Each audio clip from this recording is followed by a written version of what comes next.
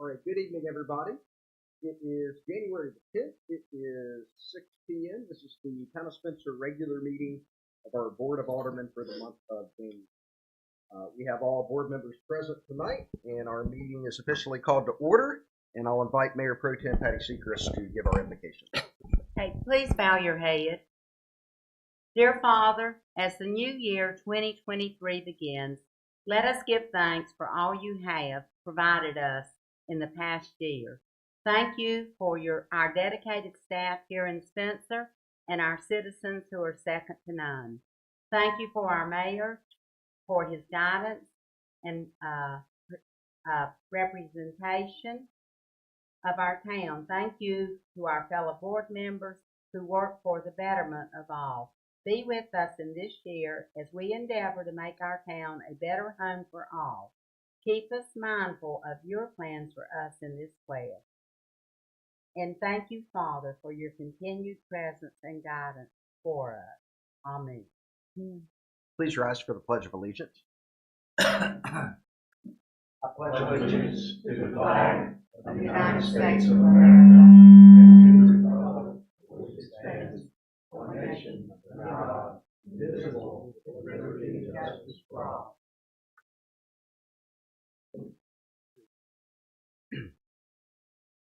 All right, board, before you have your agenda, and I would ask, are there any additions or deletions to the agenda at this point in time?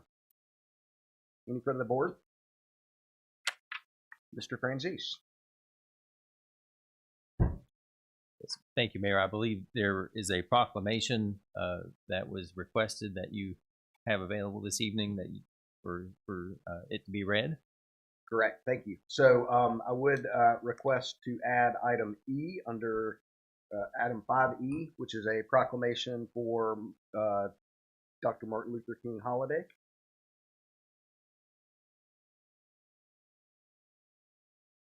And so with that amendment, is there a motion to approve the amended agenda? The motion by Mr. Muhammad. Is there a second? Second. Second by Ms. Sledge. All in favor? All opposed? All right, our agenda is set for this evening. And with that, we will move forward with several recognitions that we have. And I will turn it over to Mayor Pro Tem. She has two recommendations or recognitions for some community members that we recently lost. The North Rowan school community lost two leading educators since our last meeting, and it is fitting that we honor each of them for their lasting commitment and contributions to our schools and students. Alexis Greer, only 45 years old, passed away on December the 23rd. She was a North Rowan High School career and technical educator, a cheerleading coach, and she also was working on her doctorate. She also worked very much with the theater and arts department. She was a dedicated member of Cornerstone Church. I hope all of you had a chance to hear Miss Greer sing because she literally had the voice of an angel. She accomplished so many things in her short life, but she was also known so well for her participation in the fine arts and the theaters of Salisbury, and as I said, as a vocalist. And she just gave an absolutely beautiful rendition of the Star Spangled Banner when she was asked to sing it at ball games. Heaven's Choir has gained a beautiful voice. She will long be remembered by her students and other lives that she significantly impacted and touched. Coach Ralph Shatterly lived a longer life and passed away at 83. He started his teaching career at North Rowan High School in 1963 when I was actually a freshman. Students immediately loved his engaging personality, his stories, and his youthfulness. He managed to hang on to those three things throughout his life, even his youthfulness. He coached a multitude of sports you always did at North Rowan, but he is remembered most for starting the wrestling program at North Rowan. Many of you may have read the articles that were in the paper about how he started it, and they had to practice on the football field because they didn't even have mats. and at his first match he was beaten 53-0. So, but he stuck with it, and eventually he wound up beating a Salisbury team that was 66-0, 66 wins. So we stopped their winning streak. So he's remembered for that. Coach Shatterly left North Rowan after 22 years and transferred to West Rowan only because he needed and wanted to coach his sons. He finished his career there after 11 years. Both of these educators were all an educator should be, both competent and caring. Both supported their young charges in every possible way and looked for talents and greatness in each one of them and managed to develop it. The fruits of their lives, of their labors and their careers will live on, and they will always be appreciated, not for what only they did, but for what they were. Bless you both for all you did to make our community and world a better place, and thank you to their families for sharing them with all of us. Great. Thank you, Mayor Pro Tem. Our next recognition is for our Public Works crew. Many of you know that we, over the holidays, had a little bit of an issue with our sole garbage truck that's operational, and it was not operational for a while. We had one issue with it and got it back into service, and then we had another issue with it. And so I just wanted to take a moment to commend our Public Works crews, Mr. Taylor, for your leadership during that process and the time that all of our folks put into stepping up and being creative with how we handled our trash collection during really what amounts to be one of our busiest seasons of the year. I will say that not only did we reach out to our neighboring community, the city of Concord, appreciate Mr. Franzese and your relationships there, reaching out to have them loan us a truck to be able to use during that time until we could get ours fixed. But our public works staff, in addition, were loading a lot of trash by hand onto trucks of various types. So when we talk about going the extra mile, you all certainly did that, and really never missed a beat, and our community appreciates that very much. The next recognition we have, Alderwoman Sledge, you have a recognition. I do, Mayor. I want to give recognition to our police department for some unusual activity that occurred on December the 22nd. My neighbor approached me as I was doing something in my front yard to tell me that his daughter had been pulled over in Spencer earlier that day. I started to say, oh no, but he was clearly proud of her and delighted about it and told me that it was a good thing. As she was driving through downtown, she was stopped because she was doing something right, driving the 20-mile-per-hour speed limit. I read the next day a blurb in the Salisbury Post that our Chaplain Mills and Police Chief File had come up with the idea of spreading some goodwill in the community for Christmas. I understand that within an hour's time they had handed out 20 Chick-fil-A gift cards, hot chocolate, and candy canes to 20 drivers obeying the speed limit. I told my neighbor I'd be sure to give the department and officers recognition for the good cheer they spread around Spencer, and thanks too for Mr. Hawkins, the manager of Chick-fil-A, for donating the gift cards. Thank you, guys. Thank you, Ms. Sledge. All right, I'm going to invite Chief Lanning forward at this point in time. Chief Lanning's going to recognize our fire department for our 2022 awards. I will preface this by saying that they held their annual awards banquet last Saturday night, and as many of you know, they were called away in the line of duty to help out over in East Spencer with the fire at the old school administration building there. So I know some of your folks had to step away and cut their evening short, and we hate that happened, but for those that were able to stick around in our Board of Aldermen, thank y'all for those that were able to attend. Without further ado, we'll turn it over to you. Mayor and Board, I appreciate you allowing me time to recognize these individuals. Every day, everybody puts forth an effort to keep this organization running, protecting our citizens. But it is nice. I'm not one that I don't enjoy it, but it's nice to recognize those people that kind of go above and beyond. Some of those individuals aren't here tonight, and so I'm just going to read through kind of those that we recognize. Life Save Awards had 4 of those. Austin Waller, which he is here. Dakota Anderson, Maggie Wooldridge, which those 2 are here as well, and then myself. 5+ years of service was Doug Lewis and Corbin Smith. 10+ years of service, myself. 20+ years of service, Don Sells and Wayne Comer. And 25+ years of service, Terry Smith. I told him at the banquet, it's crazy when you sit and you start doing these years of service, and I think that I've been here 2 years, and then I realized 99% of my organization has been here for 2 years. Unfortunately, we are very young, but I think we are proving to be very effective and beneficial as well. Our big awards, if I will ask Gracie Lewis to come forward. She was recognized this year as our Firefighter of the Year. She joined in 2021. It was actually our first individual that we created our trainee position for. She came and had never stepped foot in a firehouse until she walked in with Beth Nant, and she said, "I want to be a fireman." And so we made it work, and now she's fully certified firefighter and EMT. So she works for us in Grant Quarry as well. So recognize her as Firefighter of the Year. Officer of the Year this year was Austin Waller. Obviously, y'all are familiar with him. He was one of the first 3 original full-timers that we hired last May. I tell everybody, if I could have 30 Austin, I could walk away and not bat an eye. Him and Dakota obviously are 2 remaining part-timers as of right now, but they both go above and beyond every day. And last but not least is our golden doodle. Colby, I like it.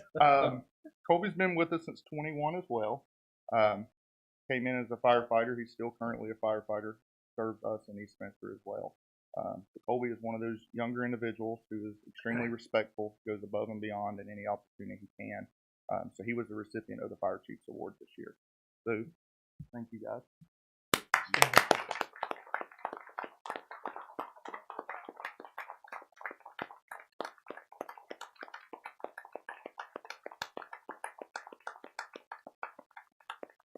Now, unfortunately, some of you could not be in attendance Saturday, and Alderman Miller asked me to do this publicly. I gave a little spiel that we would not be successful if it wouldn't be for each and every one of you. You support my ideas, my efforts to better serve our citizens and provide the highest level of service to them. So for you guys, we have a plaque.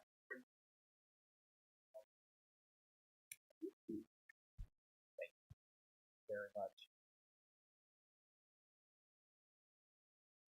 Pass that down to her so everybody can see it.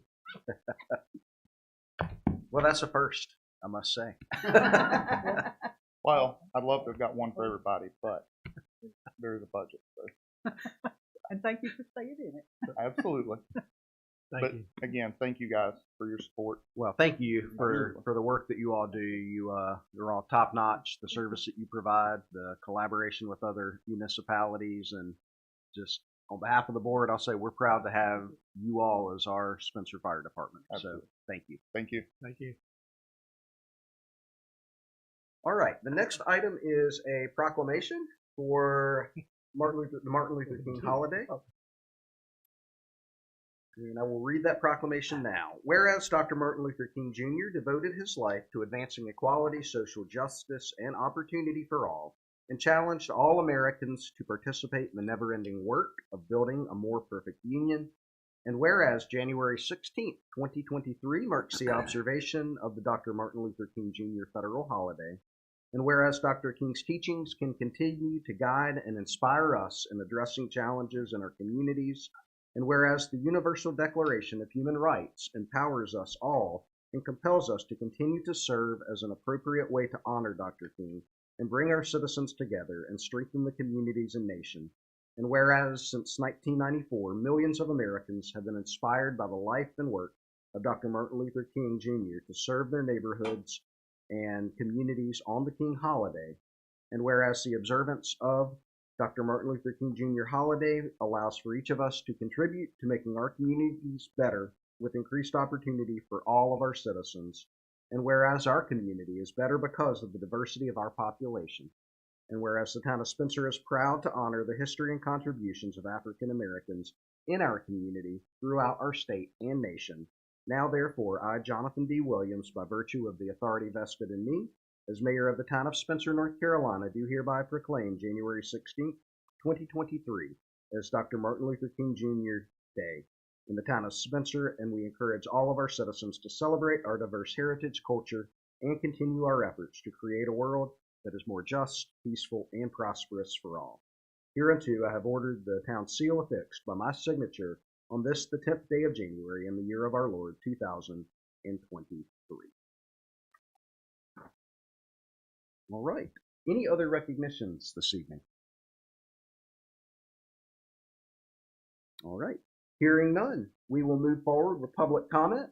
We do have one individual signed up for public comment this evening. We'll invite Miss Leslie Talbot forward, if you will. State your address for us, since I've already stated your name, and you'll have 3 minutes for public comment. But I'm talking much slower now with all the surgery in my mouth. Anyway, three. Hush up, you're wasting my time. We haven't started the clock yet. Thank you. 308 North Salisbury Avenue, Spencer, 28159. Oh, don't roll your eyes. I'm going to get to you later, Steve. I have a two-part plea to the board. One is to the planning board. I know that we're working on parking on the side streets. It's becoming a major issue on Harrison. We have 2 SUVs that park regularly on, if you're facing away from Food Lion, on the left-hand side of the road. I pasted off. The first SUV is parked about 20 feet back from the corner of Salisbury and Harrison. The second one is about 2 car lengths, another SUV, parked further back. There is a driveway with a carport where they could park. They don't park there. That's their right now. However, because of where they're parking, you cannot turn off of Salisbury Avenue onto Harrison and see oncoming traffic. And oncoming traffic, because the road is so narrow, is coming down the same lane you're turning into. I have been stranded halfway through a turn because a car has pulled up because they didn't see me either. That's scary when you're sitting broadside on Salisbury Avenue and you have no place to go because they got their awards for doing 20 miles an hour through town, but they gun it from Jefferson's light down to when they have to do 20. And I just would like, if you're going to look at parking, look there. And the other thing is, because of the double traffic on that side of the street, we no longer have the Harrison Street swimming pool. It's come back. I'm selling memberships to anybody who wants to swim there. We now have 2 more, and they're all within maybe 15 feet of one another. One of them is right as you make the turn, and it's getting worse because people are hugging that curb, and they're really tearing it up because we have no place to go but through the potholes. So please, Public Works, look into it. Planning Board, I hope you come up with an equitable solution, and Harrison would love to be the guinea pig to see how the traffic works with large vehicles parked on the street. Thank you. I'm done. Thank you very much, Ms. Talbot. All right. Have we received any other public comment by written correspondence? That's my knowledge. Okay. Okay. Come forward. If you will, please state your name and address for the record. My name is Carmen White, and my address is 205 8th Street. I wanted to comment because I have been a resident homeowner of a home in Spencer since 2006, and since that time I have been trying to get the sidewalk repaired in front of my house. I have gotten several commitments, and none of them obviously have come to fruition as I'm standing here. I got a commitment again for it to be repaired in August. I came in November to speak about it, and no one has reached out to me. No one has said why it can't get done. I mean, if you can just tell me why, I can let it go and know how I should proceed. But none of my aldermen have reached out to me, my manager, my mayor, nobody. And I just want to know, why is the sidewalk not being repaired when it's obviously a public safety hazard? You can look up under the sidewalk where it has raised. So again, Spencer, why is this sidewalk not being repaired? My comment. All right. Thank you very much, Ms. White. All right. We will move forward with our consent agenda items. We have the only item on the consent agenda or approval of our December meeting minutes from the 8th and 13th. Is there a motion to approve the consent agenda? Motion by Mayor Pro Tem. Is there a second? Second. Second by Ms. Sledge. All in favor? All right. All opposed? All right. The consent agenda is approved. And so now we will move forward with a legislative hearing to consider a proposed text amendment 23-01 by the Community Appearance Commission to recodify the CAC and to increase the total membership and to clarify the rules on a quorum and voting. All right. Thank you very much. Good evening, Mayor, members of the board. Good evening. I'm going to give a brief staff presentation before we get into the legislative hearing. The item before you is a fairly straightforward request by the Community Appearance Commission. They have made a recommendation to the board to adopt an ordinance to clean up some of the language in the town code related to the establishment of the CAC, and also to change the membership of the CAC to add a few seats and change the rules on quorum and voting. As I provided in my agenda packet, back, I believe, whenever we did the 160D amendment to the town code, we erroneously repealed the language related to the CAC, and so we'll certainly need to fix that mistake, and that was a staff mistake, and we certainly apologize for any confusion related to that. The way the town code is currently written, the community appearance language is in essentially the wrong place in the town code. It's in the zoning and planning section, and it needs to be relocated to the boards and commission section where the Historic Preservation Commission, for example, is located. So what this amendment would do is it would recodify the language establishing the CAC in the appropriate language of the town code. In addition, we're going to be proposing a few small changes to improve the functioning of the CAC. We currently have a 7-seat Community Appearance Commission, 6 members who reside within the town of Spencer, and then 1 ETJ spot. The ETJ spot has been difficult for us to fill, just not only in general it's difficult to fill the ETJ seat, but also for whatever reason related to Community Appearance Commission, we just haven't had that interest. We are still trying to fill that seat, but we had recently, and you last week at your pre-agenda meeting, approved Brittany Davis to join the CAC, and that was contingent upon these changes. We currently don't have any vacancies for an in-town position, so what this amendment would also do, it would change the total number of seats from 7 to 11, which would give us not only the flexibility to let Brittany join the CAC, but it would also allow the CAC to grow moving forward. We're working on a number of projects, as you all well know, with related to the community garden. And the CAC is an interesting board. We don't do things like quasi-judicial hearings.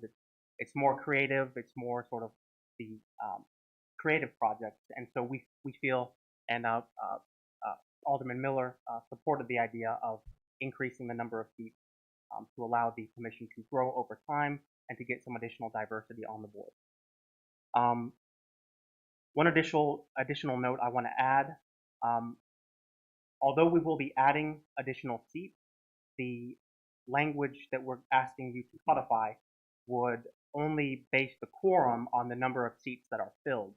That means we wouldn't have any issues with getting quorum to conduct our business. That's a good practice for a member a board like this, and allows us to continue to do our business efficiently. On December 5th, the CAC voted unanimously for the board to consider adoption of the proposed amendments, and you'll find the suggested motion language on the, I think, the 4th page of your packet. So before we do the public hearing, and I do want to note that we did duly advertise this in the Salisbury Post, do you have any questions related to the material before you? Any questions from the board for Mr. Harris? Okay. Yes, Ms. Sledge. No, wait a minute. I think, wait a minute, I may be ahead of myself.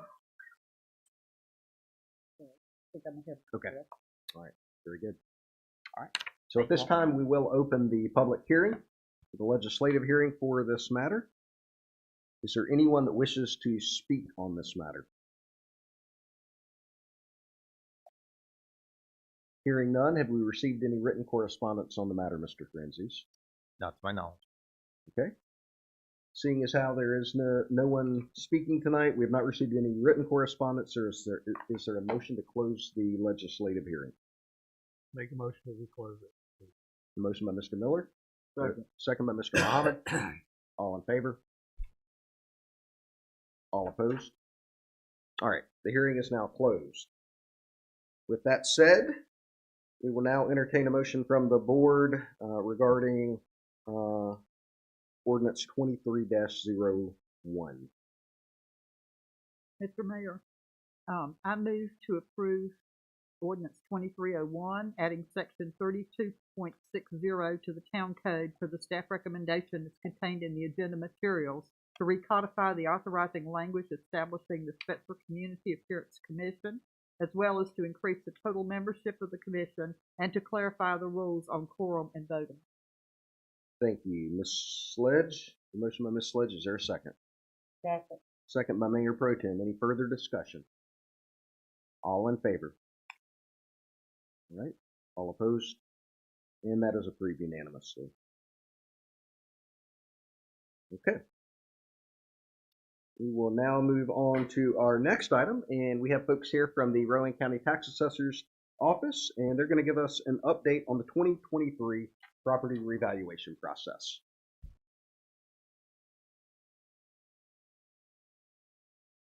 Good evening. My name's Chip Main. I'm the Rowan County Assessor. I was appointed by the county commissioners about 3 years ago in this March. We just want to give you an update on where we're at with the 2023 reappraisal. We've been working on this for over 2 years. I have a couple staff members with me this evening. I'm going to have Wes Thompson, who's been with my office for almost 20 years. We'll have him come up and talk about the reappraisal process for a few minutes. But thank you for this opportunity. Great. Thank you, Mr. Main. Here's a familiar face. All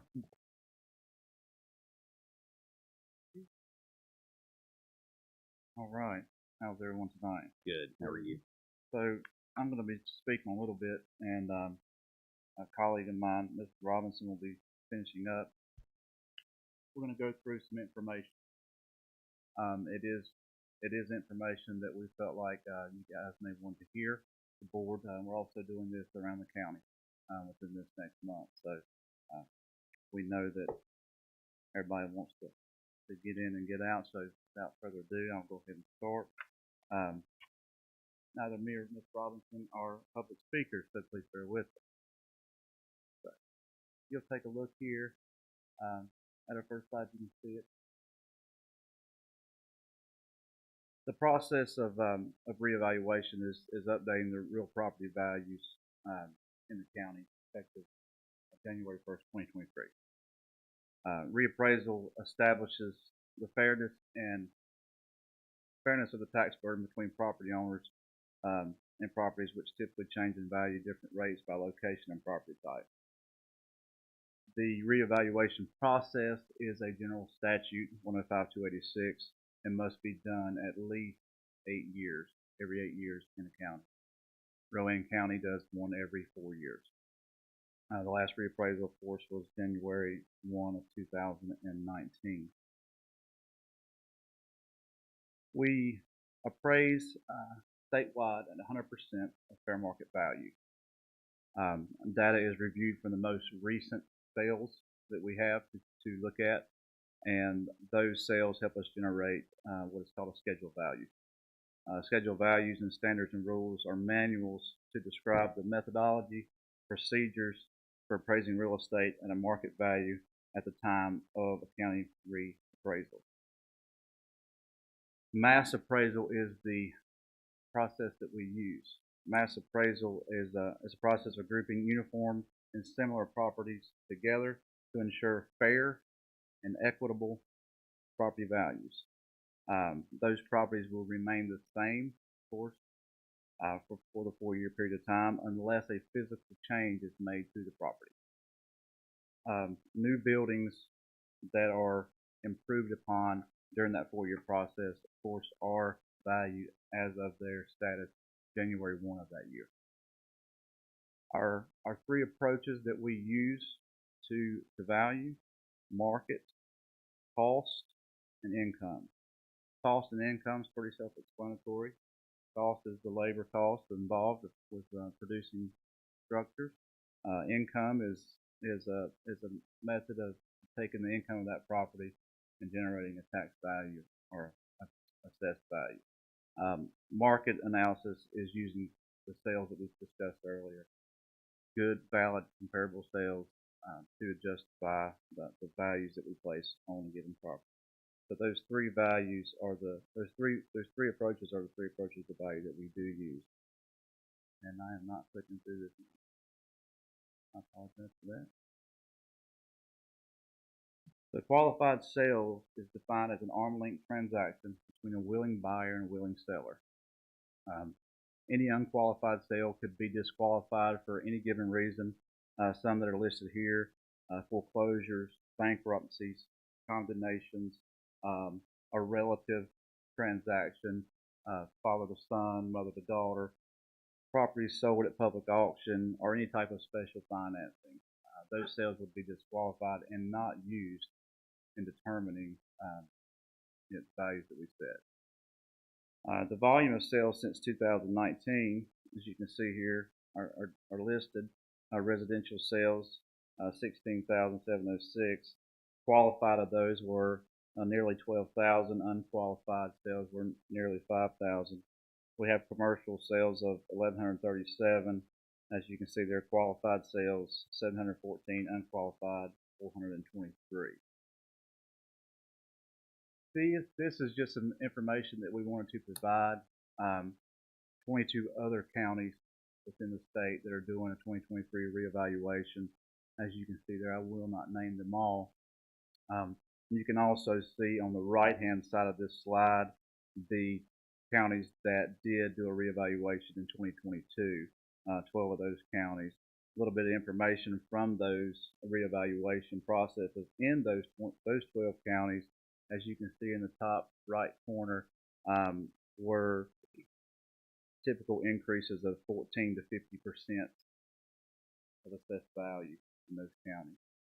I think we all understand the market and the economy that we're in now, and they can understand why those increases are factual information for those counties. Looking at Rowan County for the 2022 year, we had a current sales assessment ratio of 73.38%. What that basically states is, given the example here, $300,000 home, the current assessment ratio of 73% of that sale price, we would have that listed as a 2022 tax value, roughly $220,000. That $220,000 property that's assessed now as of January 1st, 2019, you can see with that sales ratio involved there, that property could be easily, fair market value of that property would be easily at $300,000.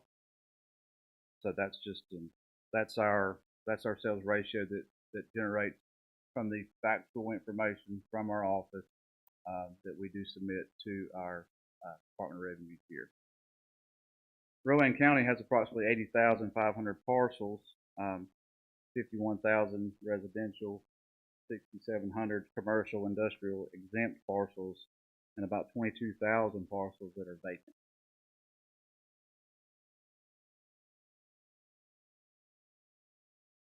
Real property values are just one component of what creates the tax base. As you can see here, motor vehicle taxes account for 9% of that, public utilities 5%, and personal property 8%.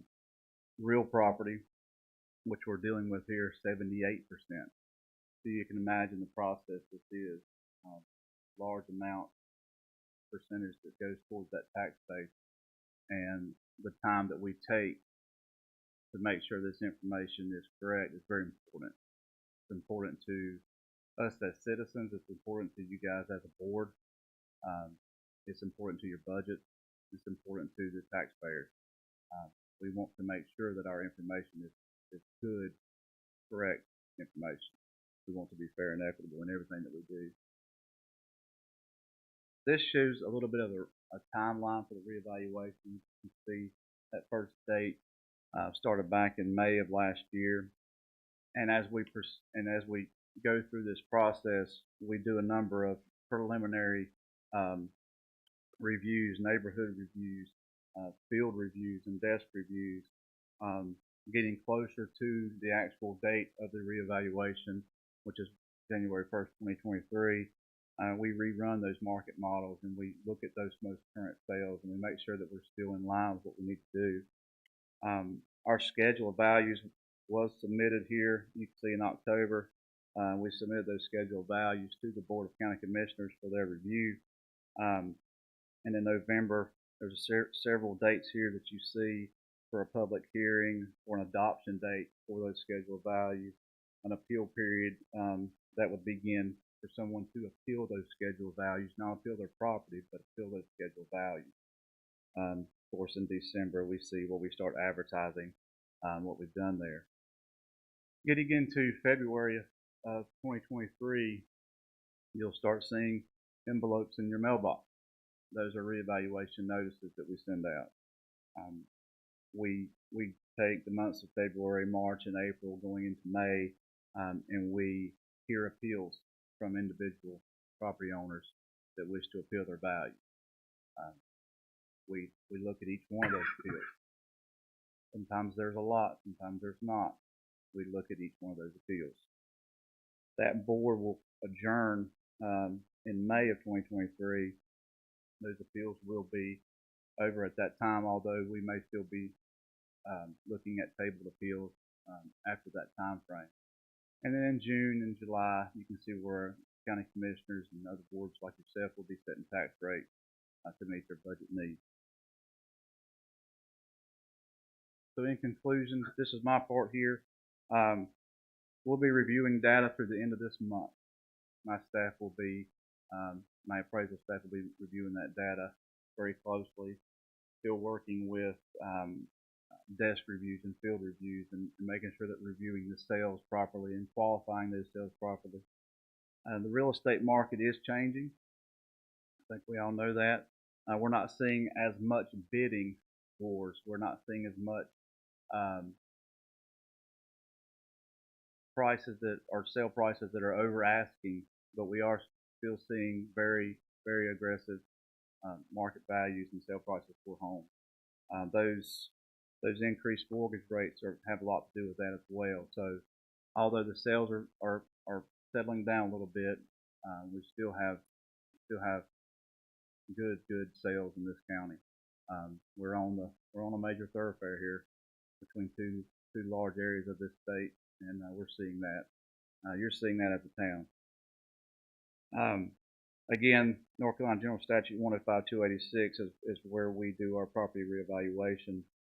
Of course, as you know, property value is just one component of the budget. The other components are tax rates that you guys will set and the county commissioners will set. Our staff will work diligently, like we always do, to meet and speak with each person who is appealing. We do that. That's part of what we do. We feel that that's an important part of the process. It's an extremely important part of the process. So we'll be gearing up to take those calls when those notices hit the mail, and we'll be doing the best job that we can for towns and citizens of Wilmington. I'm going to have Mrs. Robinson come up. She's going to talk to you a little bit about our elderly and disabled exclusion, and that's very important information for a good number of citizens in our county.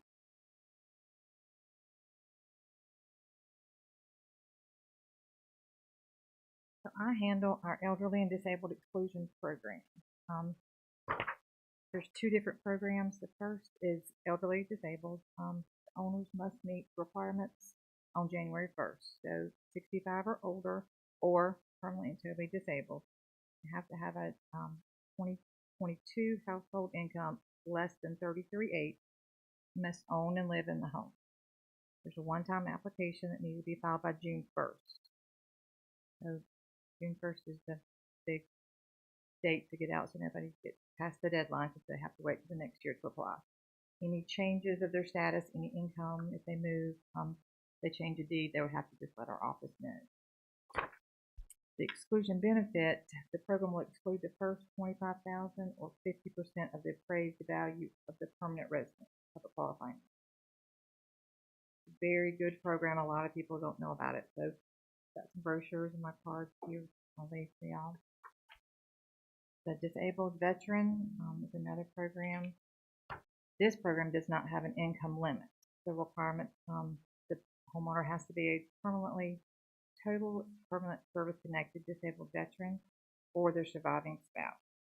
And there's a form NCBVA-9 that has to be completed by the Veteran Service Officers out of the Rowan County Veteran Service Office, the West End Plaza. And that is also a one-time application due by June the 1st. And they just have to let us know if they change their primary residence, we can move their exemption. That program excludes the first $45,000 of the primary residence of qualified. So again, that's just information we want to get out to the community. A lot of people don't know about it. So that's that. So we've got information on the evaluation and some brochures in my card. If y'all would like to share, we would appreciate that. All right. Any questions from the board, Ms. Sledge? Ms. Robinson, on the disabled veterans requirement, is there any age limit on that? No. No, just total service connected permanent disability. It has to be 100% service connected. And that once the form is filled out through the Veteran Service Office, then that would allow us. There's an application with our office, and then they just have to file the both together. Any other questions? I'll just make a note. I think it'd be great with one of our upcoming newsletters to make sure we have information in there about these programs for our citizens. Thank you all so much for coming tonight. I'll leave this here if that's fine. That's great. Thank you. Thank you. Thanks very much. Let me ask one other question, if I might. Sure. With I've just in the last couple of days heard a report to say that they think the housing boom that we've had with all the inflated pricing is probably over.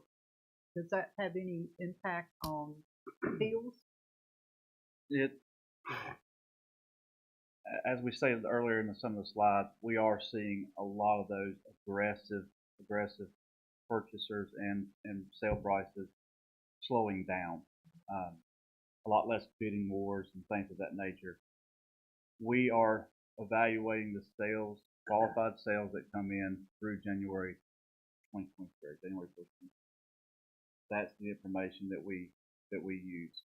To answer your question, that does play a role in it. That could make a difference in some of those values. The information that we get is what we looked at to make those determinations. Mr. Maine may want to elaborate on that a little bit, if you would. Yep. I had one question from the county commissioners during one of the presentations that are very similar to what you got. And what would happen is if the real estate would happen to fall after the revaluation is complete, then the commissioners could order me to do another reappraisal. But with the time frame that we're dealing with, the completion date is January 1st, so we're just trying to get everything finished up and this process complete for this reappraisal cycle. But if something happened to the real estate market and it dropped drastically, similar to what happened in the early 2000s, then that's what could be done. Thank you very much. Thank you all. Thank you. All right, I will invite Mr. Harris forward again to consider Resolution 23-01, which would amend the Salisbury Avenue Corridor Improvement Grant Program guidelines. All right, so this is a staff-initiated proposal to make one change to the guidelines for our facade grant program. What this change would do is provide the Board of Aldermen the option to waive certain requirements in the guidelines to provide additional assistance to people who need it in the case of extraordinary circumstances or emergency. And I do want to state right out the gate, any program design shouldn't need to provide exceptions, except in very rare circumstances. The facade grant program for our commercial properties downtown and along Salisbury Avenue are eligible for facade grants mainly for beautification. Things like new awnings, repainting, better signage, pedestrian amenities, things to make the town look better. We have found that in some cases, some applicants have requested additional funding from the town specifically to complete emergency repairs or things that go over and above what they can afford. And so this program, it is a good option for people to seek funding if they can prove that they meet certain requirements, proving that they need the additional assistance. So let me be a little bit more specific about this. So under the current program guidelines, anyone who receives a facade grant from the town not only has to provide a private match, meaning if the town gives them $1,000, they have to put in $1,000 and prove that they are investing in the project, and that is sort of leveraging additional funds. That's the best way to design these programs to get commitment not only from the private property owner, but as well as from the town. In some cases, some property owners simply don't have the financial means to provide that match, but they do need the support for emergency repairs.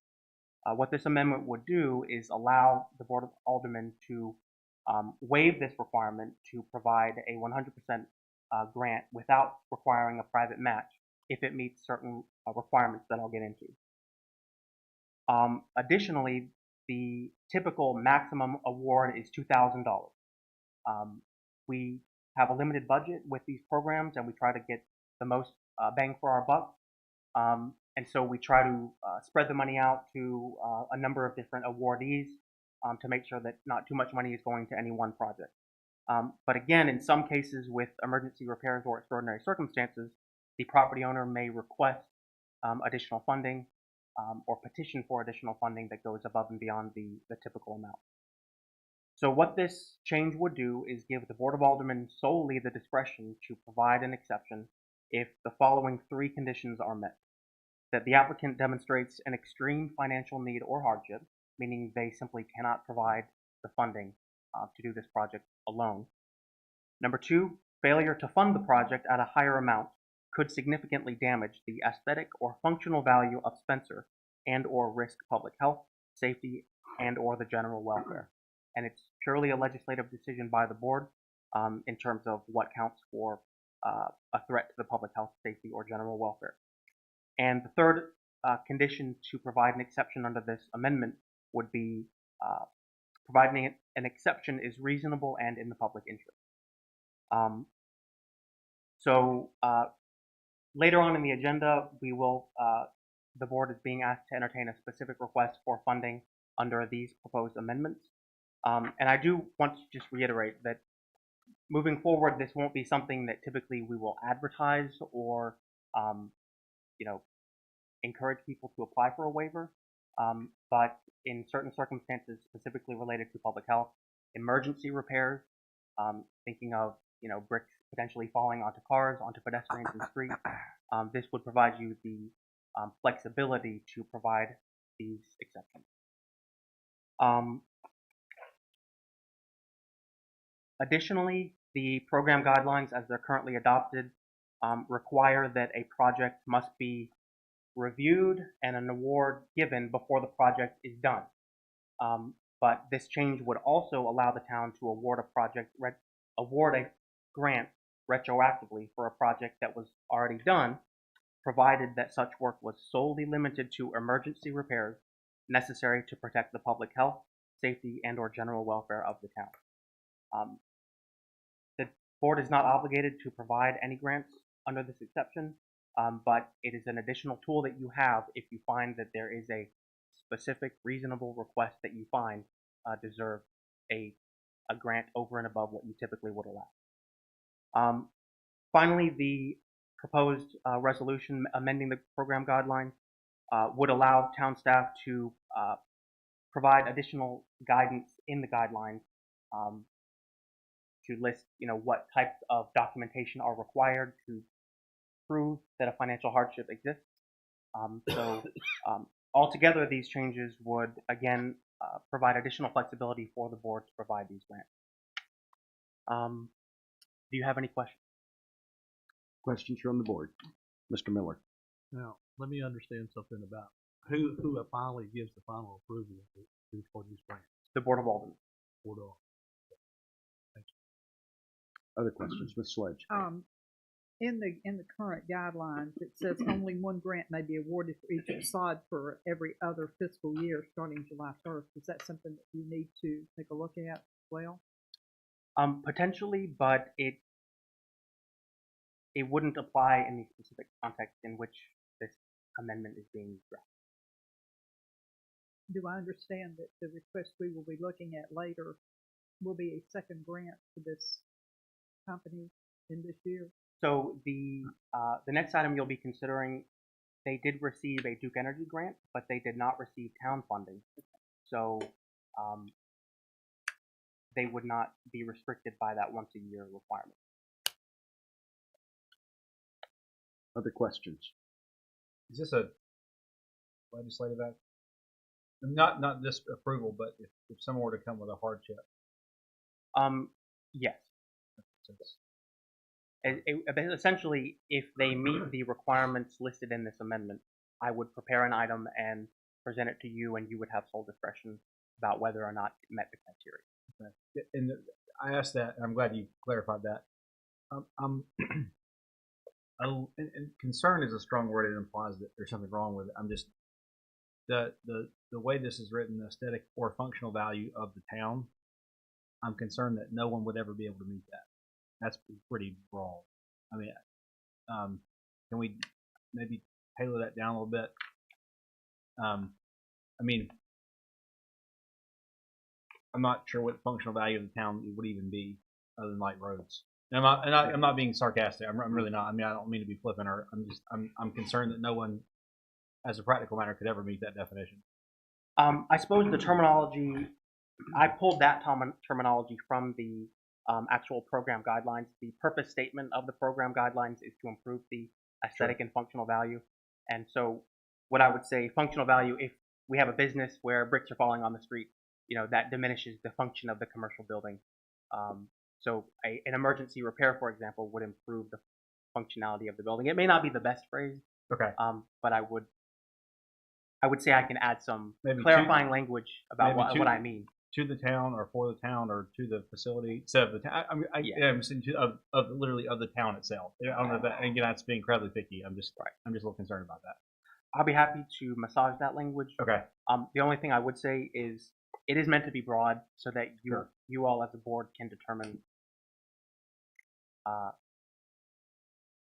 It's meant to provide you maximum flexibility. Okay. All right.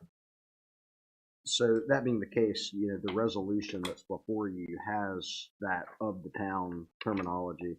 My recommendation would be, if you move forward with this, would be changing that to say the aesthetic or functional value within the town.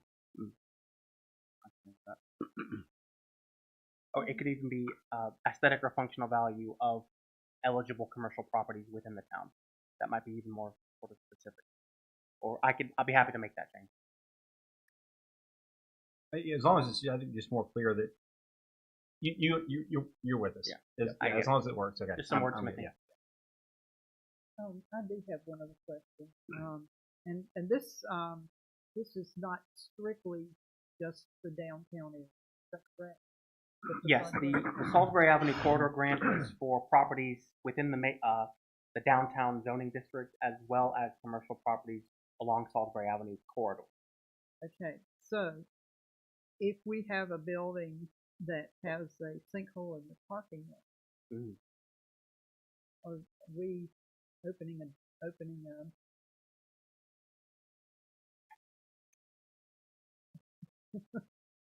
Pandora's box? Well, I would say that there's only so much funding. We have $10,000 annually for these grants.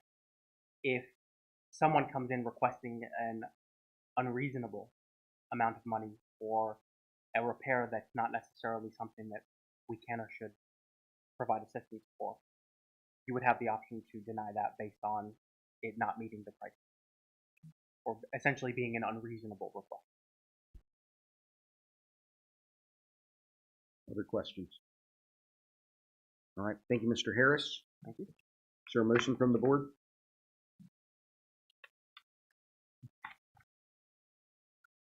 Mr. Mayor, with the appropriate adjustment in the language.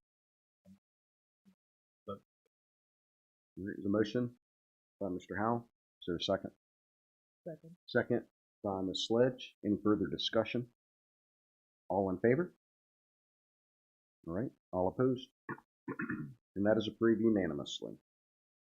All right. The next item for consideration is to award a Salisbury Avenue corridor improvement grant in the amount of $4,000 to Pam and Roger Penix for an emergency building repair at 111 5th Street. All right, so as a follow-up to the previous item, I do want to add or clarify that the $4,000 figure was a placeholder, and actually I do have a final price that it's only going to be a $2,500 grant request.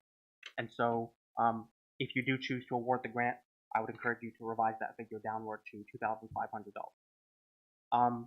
So a little bit of context here. Pam and Roger Penix of Roger Dogs did receive a Duke Energy grant for exterior building improvement to their building. We've already seen some of that work come along, and it looks great. Unfortunately, as a result of receiving the Duke Energy grant and them doing that work, they found when they took a lift up to the top, and the contractor, who's a professional in sort of masonry and that sort of thing, saw that the parapet wall was actually deteriorating significantly, that the mortar had essentially crumbled, that the parapet wall on top of Roger Dogs was at risk of falling forward into the street onto the sidewalk and pedestrian people dining below. And so they essentially had to make the very difficult choice of going ahead and making those repairs. At that time, they did not know how they would pay for it, but they essentially did the repairs that needed to be done, and they were going to figure it out later. So they did approach the town, seeing what type of assistance we could provide through this. Again, they stated right out of the gate that their ability to provide any funding towards the project themselves was extremely limited based on a difficult business year, and just with the economy generally. So they were trying to see what type of assistance the town could provide that wouldn't require them to put any matching funds forward. We simply didn't have any program that provided them that type of funding. So the amendments that you just adopted were the solution to try to get some additional funds to them to help pay for those emergency building repairs.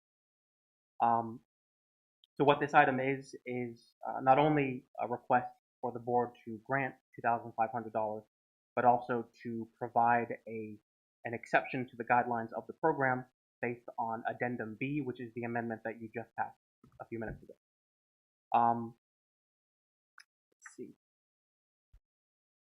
So again, if you look at the suggested motion, you'll find that what you will be voting on is a request to award the $2,500 to waive the dollar-for-dollar matching requirement, and you would be finding that an exception is justified in this case for the following reasons: that the applicant has demonstrated an extreme financial need or hardship, that failure to fund the project at a higher amount could risk public health, safety, and general welfare due to deteriorated and crumbling building elements, and that providing the exception is reasonable and in the public interest, considering public safety.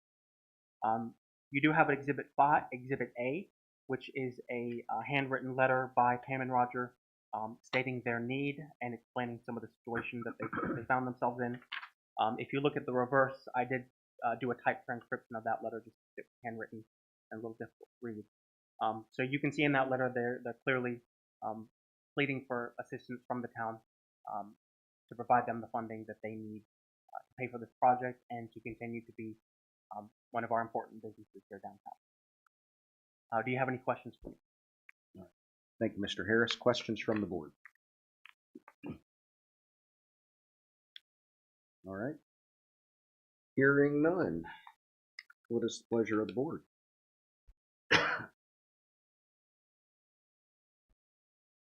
Mayor, I'd like to make a motion that we accept this grant for Pam and Roger Penix for this emergency. And in the amount of $2,500? that's not the legal. Yes. Yeah, $2,500. Okay. I'll second. There's a motion from Mr. Miller and a second from Mr. Morgan. Any further discussion? All in favor? All right. All opposed? And that is approved unanimously. Thank you. Okay. Next item on our agenda is to consider awarding a contract for our stream restoration project for woody debris removal. Thank you, Mayor and Alderman. We have received a grant from the North Carolina Department of Agriculture for stream rehabilitation. We applied last year.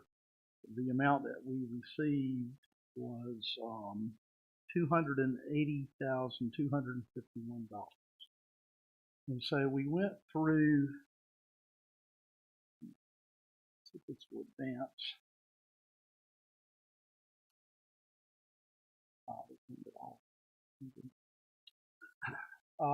This map may not be very clear, but we have delineated an area, and I've not used this before. Is there a pointer associated with it or a mouse? There is, but it won't work on the TV. Okay. Well, I'll use hand signals. The arrow in the bottom right-hand corner is our location at Town Hall. And so I've got the project limits delineated in this way. The center of the project area is the arrow in the center, which is the 7th Street Bridge at Grant Street. Upstream, heading back toward Salisbury, we have somewhat arbitrarily selected a project limit of Henderson. There's a tributary that ties into Grants Creek that is called Henderson Branch. And that is probably most recognizable as being the tributary that comes from downtown Salisbury, comes through Salisbury City Park, and they form the pond at City Park. And then it traverses the property of the Salisbury Country Club and empties into Grants Creek. And then downstream, we have selected a project limit that is 3rd Street. When 3rd Street gets to Grants Creek, it turns to Hollywood Drive. And so to that crossing of Grants Creek. And using the county GIS system, I measured that distance to be approximately 11,211 linear feet.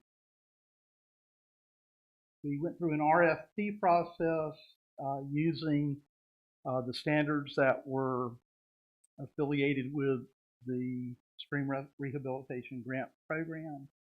And the idea of it is to go into the waterway, the main channel, and remove woody debris like this. This photograph was taken back during the summer, so it's leafy. But if you were, and this is from the 7th Street Bridge incident, if you were to go there now, you can see much further in either direction. And there's a lot of this kind of material within the main channel. Now today there's a lot of water in it, so it's probably navigable with a kayak or canoe. But anyhow, the idea is to go in and remove all that stuff and to potentially help improve the flow of the stream during storm events, remove this material so that it minimizes how much water is backed up and potential flooding. In this particular photograph, the land area to the left of the creek is part of the property that is a portion of the expansion of the Sandback Educational Forest. So the town of Spencer will own right up to the creek at that point. And then heading downstream, all that area sort of touches our city limits within our EPJ and that sort of thing. So what's going to happen is this will benefit the community by clearing out, to some degree, our lower drainage basin. As we do drainage projects further up into town, there will be a place for the water to go and pass reasonably well. So we went through a request for proposal process. We advertised it on our website, and also we sent it to a very long list of consulting foresters and people involved in this type of activity. And we received 2 proposals. And you can see that there's a pretty sizable discrepancy between the amount bid. The low bidder being Hall American Property Pros out of Columbia, North Carolina, which I had never heard of. It's out near Nag's Head. Yeah. And at a rate of $5.40 a linear foot. And then the other bid came from Alliance Integrated Solutions from Lumberton, North Carolina, $12.90 a linear foot. And so the total bid price of the low bidder is $60,539.40. They did provide references. I've called each and every one of them and spoke to the references that were provided. They were primarily soil and water folks. There were 2 soil and water folks in the eastern part of the state, and then a stormwater manager with the city of Wilson, North Carolina, where this fellow had worked. And Stephen Hall is the principal of Hall American Property Pros. He came highly recommended, and he has done 54 miles of this type of work. And so the folks at the Department of Agriculture are completely familiar with it. He came up and met with me last Monday and affirmed his price. And so he provided an equipment list, a certificate of insurance, and then he acknowledged, as the RFP directed, that a bond would be required. So what the motion actually is for the Board of Aldermen to consider authorizing the town manager to execute a professional service agreement for the Grants Creek Stream Flow Restoration Project. And this would be with Hall American Property Pros of Columbia, North Carolina. All right. Thank you, Mr. Morris. We will open it up for questions from the board, but before we do, I want to make sure we clarify one thing. The debris that is being removed is dead vegetation, dead stumps, logs, trees, those sorts of things that have fallen into the waterway that could potentially backwater up and create a damming effect that would increase flooding. There actually is a standard for standing dead trees and then trees that are being undercut at the bank. And so while we didn't really observe them in the short distances that I've been on the creek, there probably are places where there are trees that if we don't take them now, the next storm event, they'll be in the creek. So there is some opportunity for some standing trees to be removed. I should probably also point out that in consultation with the program administrator at the Department of Agriculture, we will be able to expand the scope of our project. So we're, asking the board to essentially allow the town manager to create an agreement for this first 60,000. And we can go back and identify other projects within our jurisdiction that flow into this creek. And I don't know what that looks like now. That's kind of the next iterative step. There was a little bit of a deadline. There was a deadline that we had to have 50% of our project funds under contract by February 28th. But in talking with the program administrator, that's really more of a process of encouraging folks to get their programs moving, and we would be demonstrating progress with our project, although we would be well below the 50% threshold. Point being, we can get started on this and identify other areas where the funds can be utilized and spent. And so we will use the full grant amount. If there's enough work, I mean, and I don't know the answer to that. You may have a better sense of it, but potentially we could spend every penny. I would say we need to find enough work. Right. I've got some ideas. Well, I know that the culverts and the water flow down from Danny Patterson's on property there in the corner of 3rd Street, Yaget, which is also the Southern Railway property. That was always a big problem. Okay.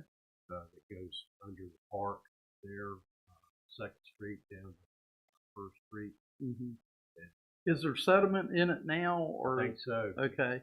So I know that other projects, one of the eligible activities for this funding was sediment removal. Now, we did not apply for sediment removal, but I'll inquire to see if that's a possibility. It was basically woody debris, technical term, acronym being LWD, large woody debris, sediment, and beaver dams. Really? We didn't have any beaver dams in our quite a few, in our town.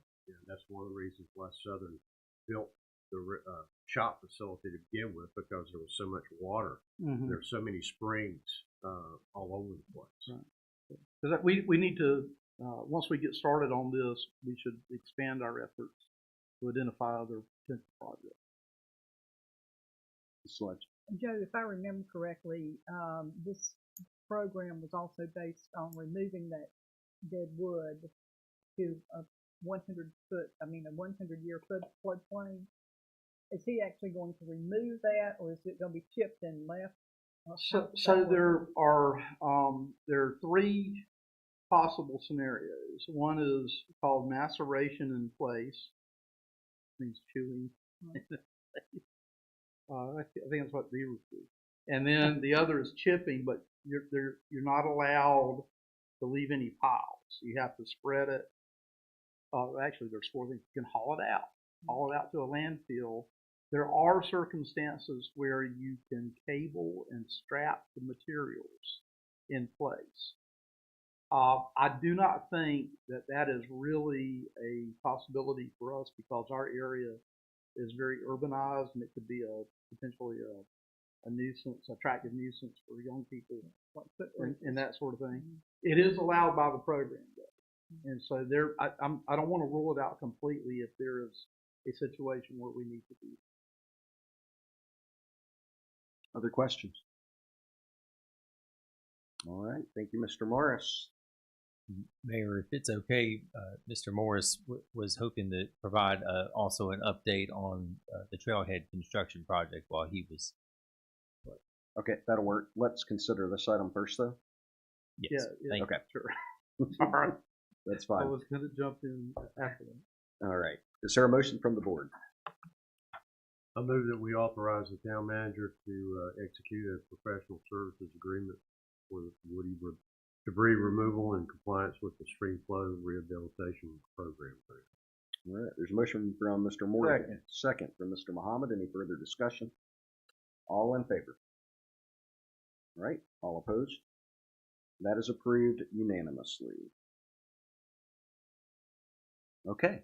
So thank you. You're welcome. Just very quickly, I'm going to go to the next slide. Okay. Doesn't look quite like that yet. Oh, right. But that's what we're working toward. Oh. You can't see this, I apologize, but this was a preliminary project schedule, and Peter and I talked about doing this today. I didn't quite get it done so that you could read this a little bit. But essentially, the red lines represent, there you go, zooming in, some activities that took place in November, and that included the surveying and I can't read the next word. Mobilization, and there was the grading and demolition, and sort of the preliminary site activities, erosion control, and all of that stuff got done. And if it's surprising, I'm going to show you some pictures of the work that's actually been done out there. Then it started raining, and so they have been in a delay pattern. And so I'm going to go to the next slide, hopefully.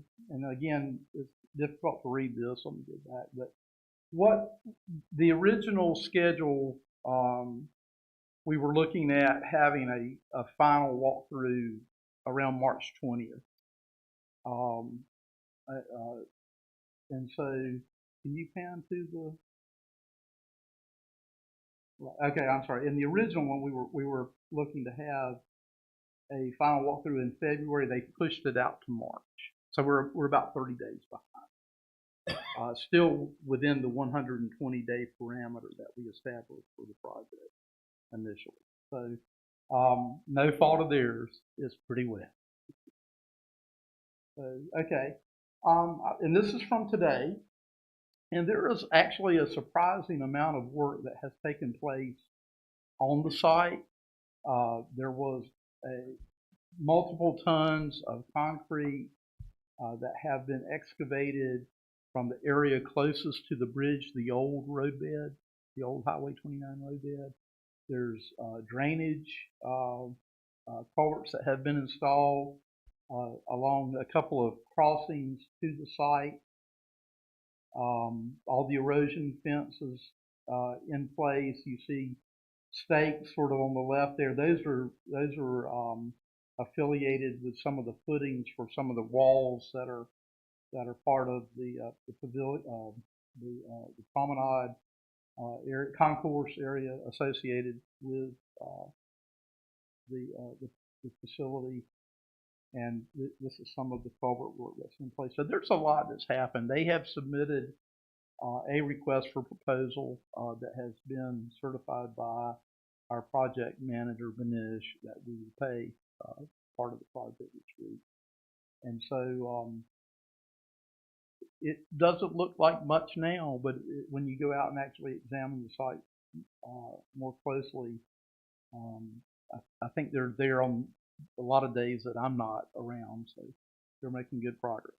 So I just wanted to share that with the board because I know you may have folks in the community that ask about it.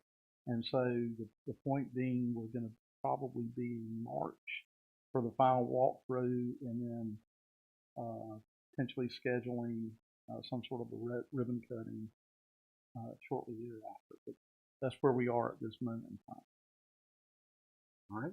Questions for Mr. Morris on this project? All right. Thanks for the update. Thanks for keeping it moving for us. Thank you. All right. The next item is a report from Mr. Nicholas Wicker with RHCPAs on our FY 21-22 audit report.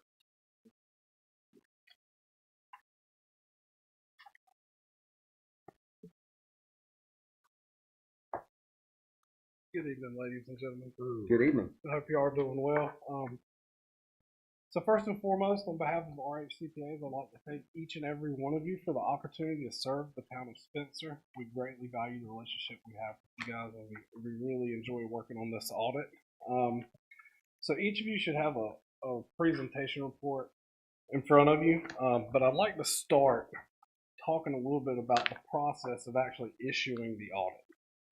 So when we prepare the financial statements and the note disclosures, and once we've obtained a signed management representation letter, that authorizes us to issue the audit.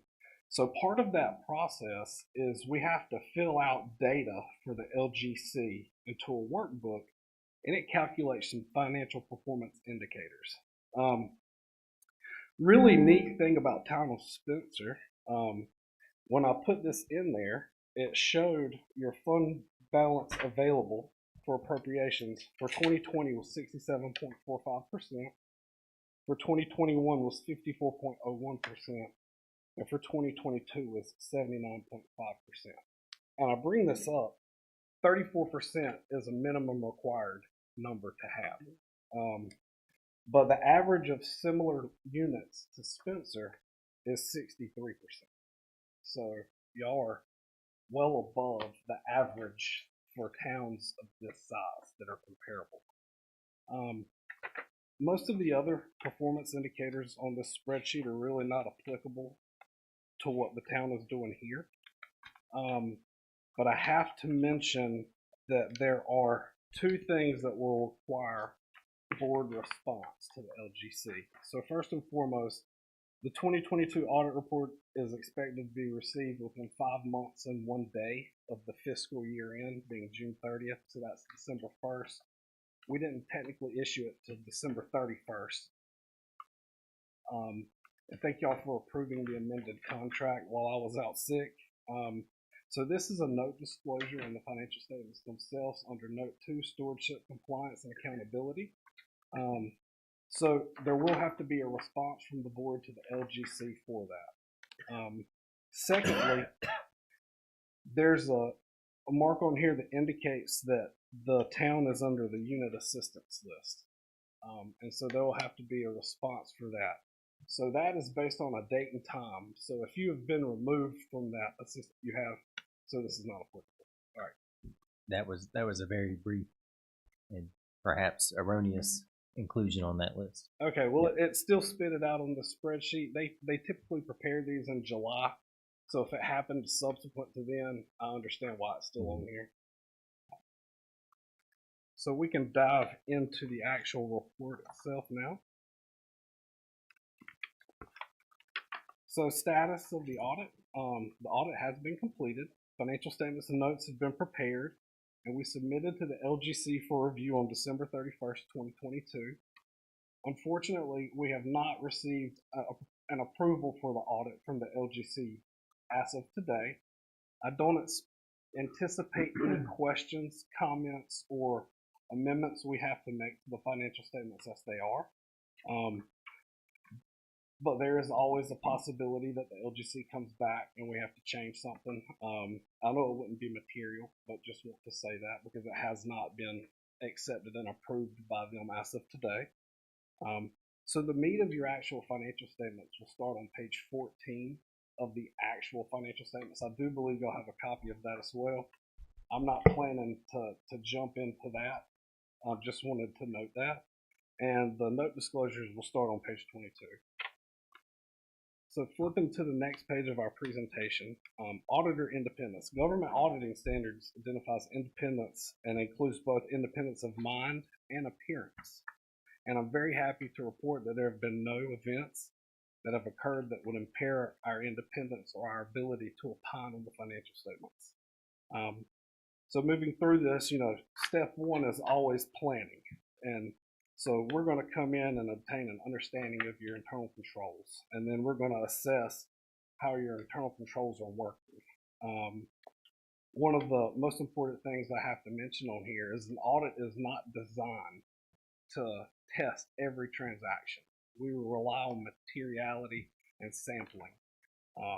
So just want to disclose that we do not test every transaction. We sample from and then test select transactions. And your audit opinion concentrates on whether the financials are free from material misstatement. That's what we refer to as reasonable assurance. So moving to that next page, I am happy to report for the basic financial statements, we have expressed an unmodified opinion. That's the opinion that you want. And some of the required supplementary information that is included in the audited financials is the management discussion and analysis, and then the various schedules of changes in pension liabilities, and the schedule of total pension retirement liabilities. And so for RSI, it doesn't get the same type of audit procedures as, you know, when we're auditing cash or receivables, revenues, and expenses. We apply certain limited procedures. For example, inquiries of management regarding preparation and agreement of that underlying data to the financial statements themselves. So moving on to your next page. So your individual fund statements and schedules, that's going to be your budgetary schedules, your capital project schedules. They're going to start on page 53 of that main financial statement. So in the prior year, we noted a material weakness for financial close process. I'm happy to report that that material weakness was resolved in the current year. So we had no material weakness. We had one significant deficiency for segregation of duties. And that is very consistent with municipalities of this size in the state of North Carolina. From a cost basis standpoint, it just will not make sense to go and staff out your accounting department so that you did maintain adequate segregation of duties throughout the year. So to the next page, there were no changes in accounting policies for fiscal audit 2022. Estimates appear reasonable. We have no disagreements with management, and we encountered no difficulties in performing our audit procedures. And we're really appreciative of that. Y'all are very hospitable when we were out here to conduct our field work. And thank y'all for that. So now we'll flip into the results of operations. So our first thing here is a general fund summary. So this is your revenues and expenditures for the general fund. You know, for most municipalities, the general fund is going to be your largest governmental fund. And so blue here is your revenues. So your total revenues for the year was $3,812,874. And your total expenditures was $3,359,748. And I would like to point out that if you were to look at Exhibit 4 in the financial statements, that total expenditures number also includes the transfers to other funds. The next slide that we're looking at is your general fund balance. So in plain English, your fund balance is your equity or net worth as of year end. So if you see from the prior year, there was a pretty significant increase in your general fund balance as compared to the prior year. And your ending fund balance was $3,032,071.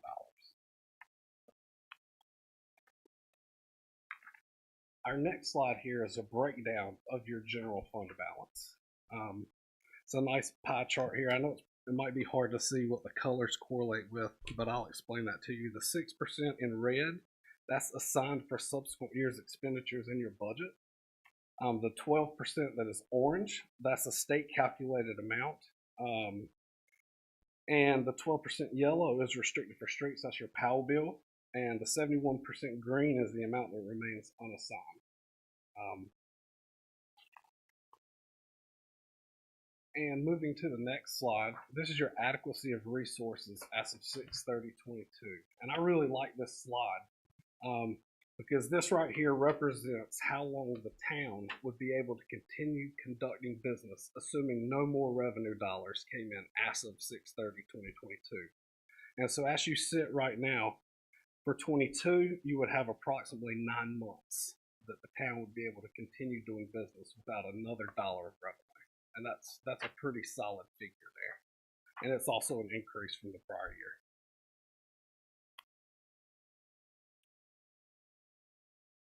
the next slide that we look at here is your general fund balance. That's a percentage of expenditures. So your general fund balance this year makes up about 90% of the general fund expenditures as of 6/30/2022. In the prior year, that was 70%, and in 2020, that was 99%.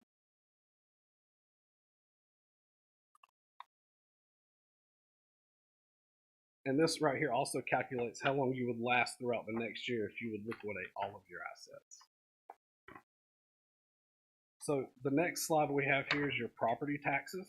So for 2022, you had property taxes or ad valorem taxes of $1,661,303.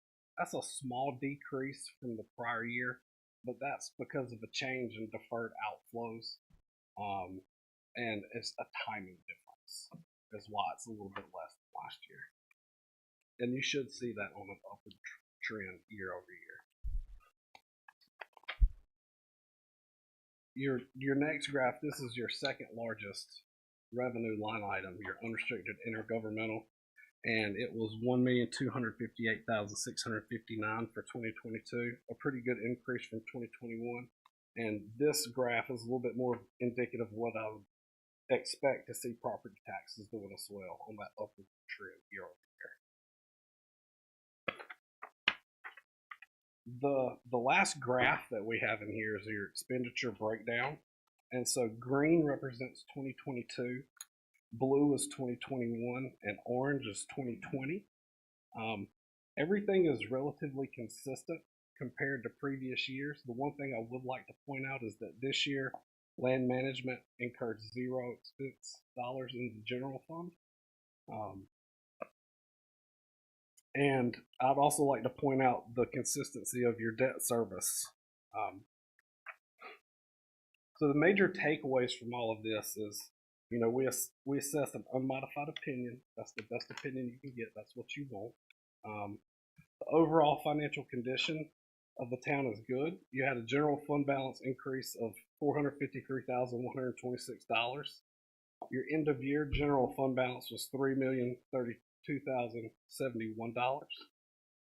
And your total non-major funds end of year fund balance totaled $501,745, and that was an increase of about $371,212 as compared to the prior year.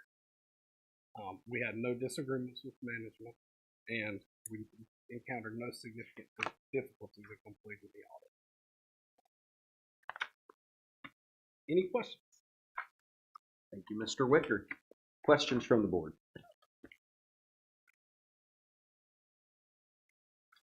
All right, hearing none, thank you very much for your time and the effort of your team and coordination with our staff. Our staff, thanks for your time and working with them to pull this together. We appreciate it.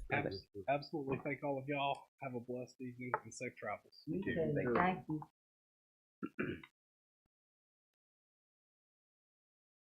All right. The next item is to consider accepting a North Carolina League of Municipalities Safety Risk Reduction Grant. I will invite Chief Lanning forward.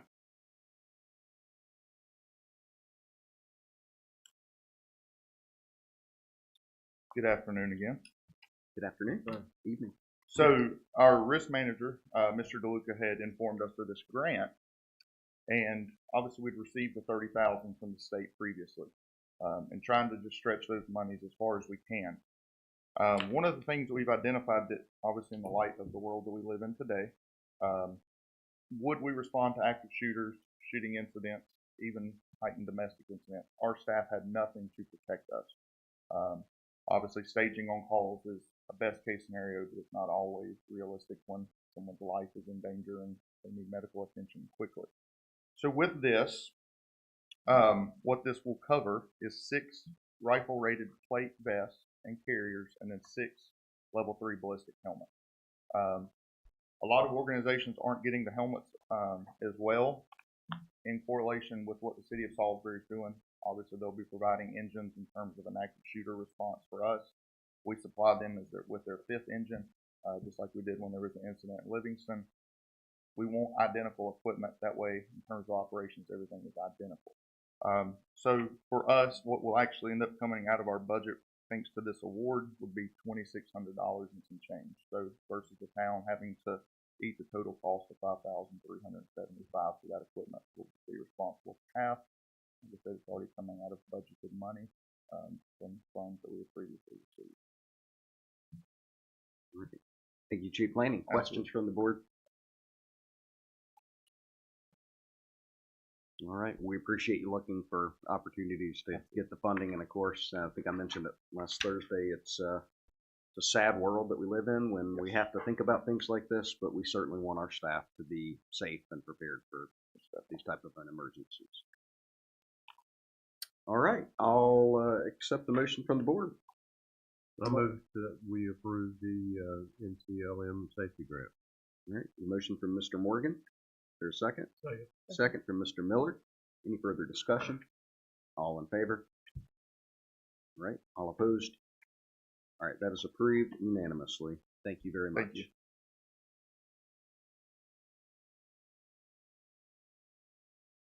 All right. The next item is to consider adopting a series of policies for the Spencer Library related to material selection and review, collection weeding policy, and a patron policy.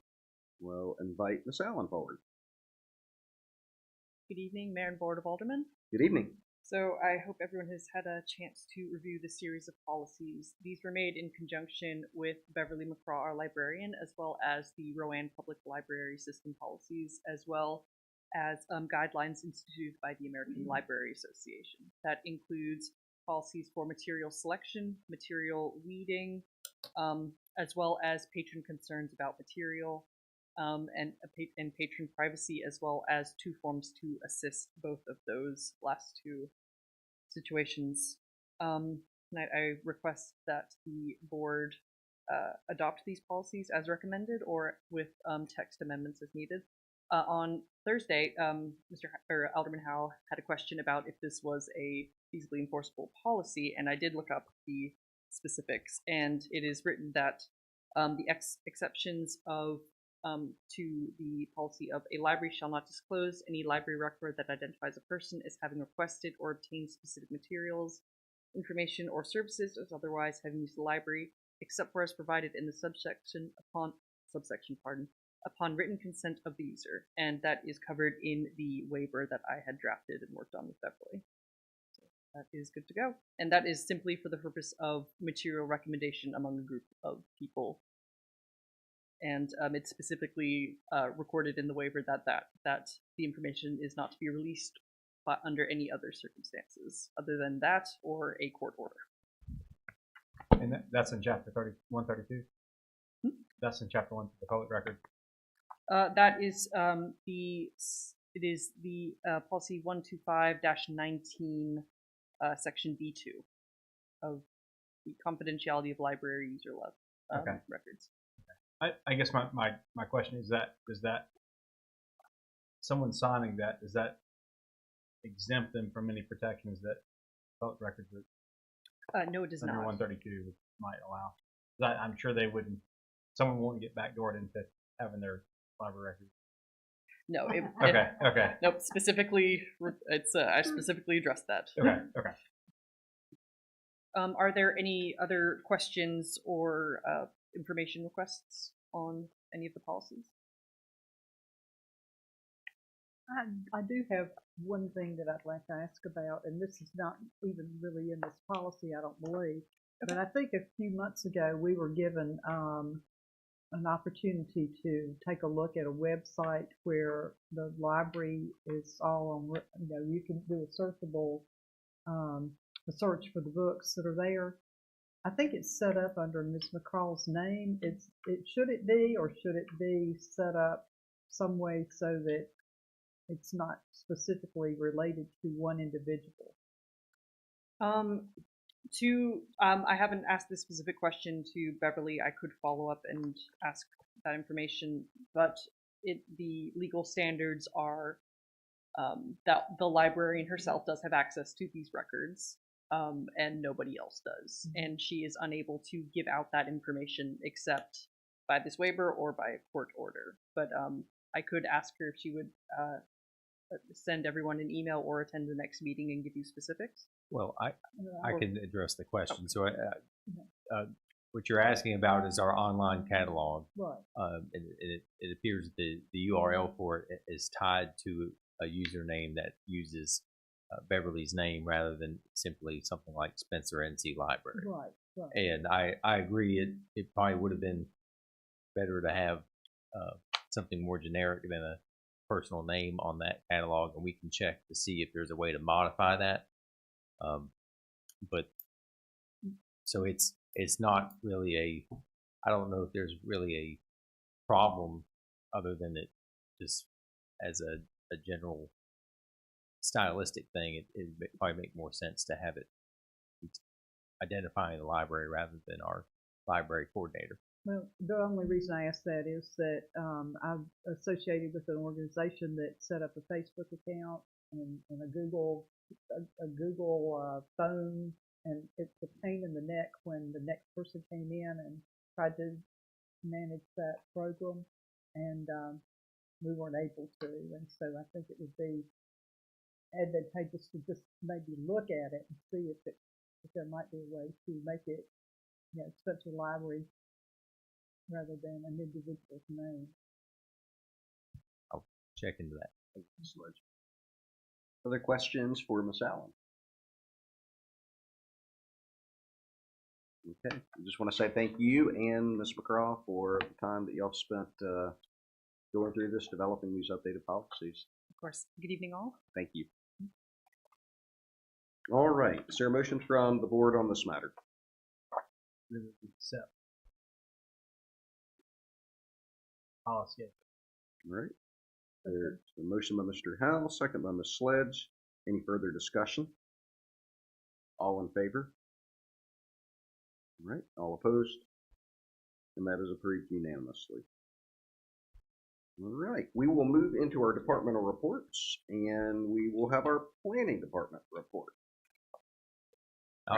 I'm sorry. I'll note that Mr. Blunt is, of course, not At here the tonight. magistrate's office, right? Yeah, he's filling his other duties this evening, but you do have his written report. Great, thank you.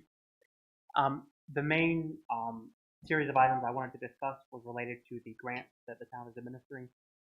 Before January 1st, my priority is to spend the historic preservation grant funds as well as the Salisbury Avenue Corridor Improvement Grant funds that we've not allocated yet, as well as the conversations with the town manager.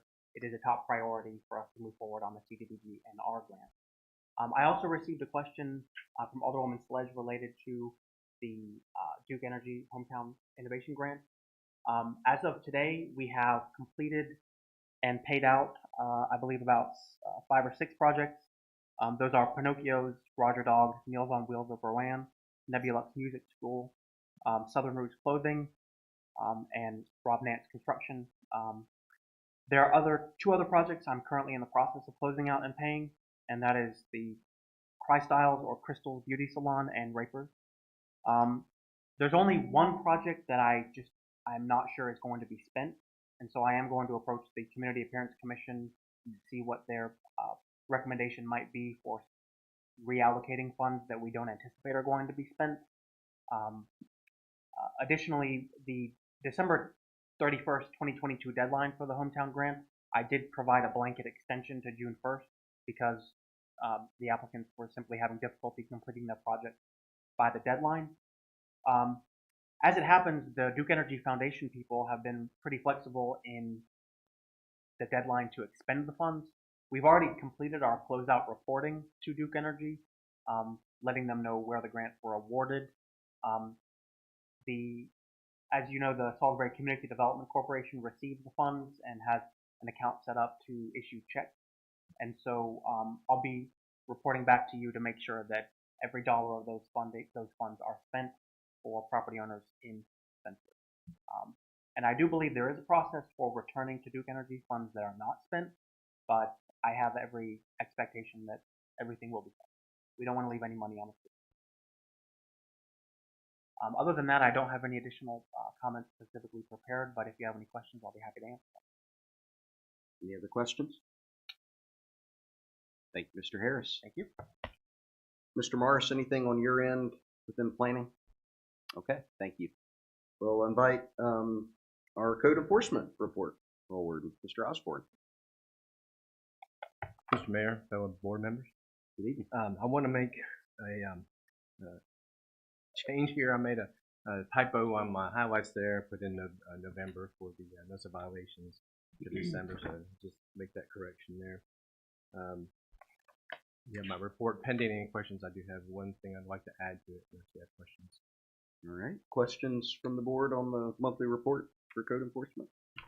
Could you tell us about the hearings, 3 hearings for 1030 South Salisbury, 911 Second, and 804 South Public? Sure, those are hearings for 2 of them for residential homes that have been damaged either through accident on the street here on South Salisbury or a tree, which was the case with 911 Second Street. Tree fell on the house. And 1030 South Salisbury is the old gas station on the corner of 11th Street, and we had that hearing last week, and trying to determine what the businesses were being operated on that property, to determine whether or not he's compliant or not the way he's operating. Is that, what's the status? Is that resolved, or? The status is now, basically, we had the hearing. The owner of the property wants to use the property the way he sees fit. He has time to be compliant if he wishes. If not, I'll move forward with whatever fines are available to him. Other questions? Okay.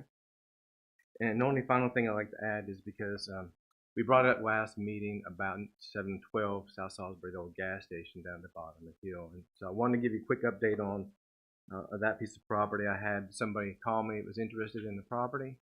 I wanted to know more information about it, so I told him everything I knew. He got in contact with the heirs of the property, and they're excited about him potentially bringing something on the property. His goal is to bring a small car lot with vehicle repair inside the bays. That's his goal. His primary hump right now to get over is the wall. He called me this morning and told me that it's going to cost $50,000 to $60,000 per contractor's quote just to bring the wall up to standard. And so that's his primary hump right now. So I don't know what's going to happen. Not having a chance to talk to Mr. Blunt about this yet.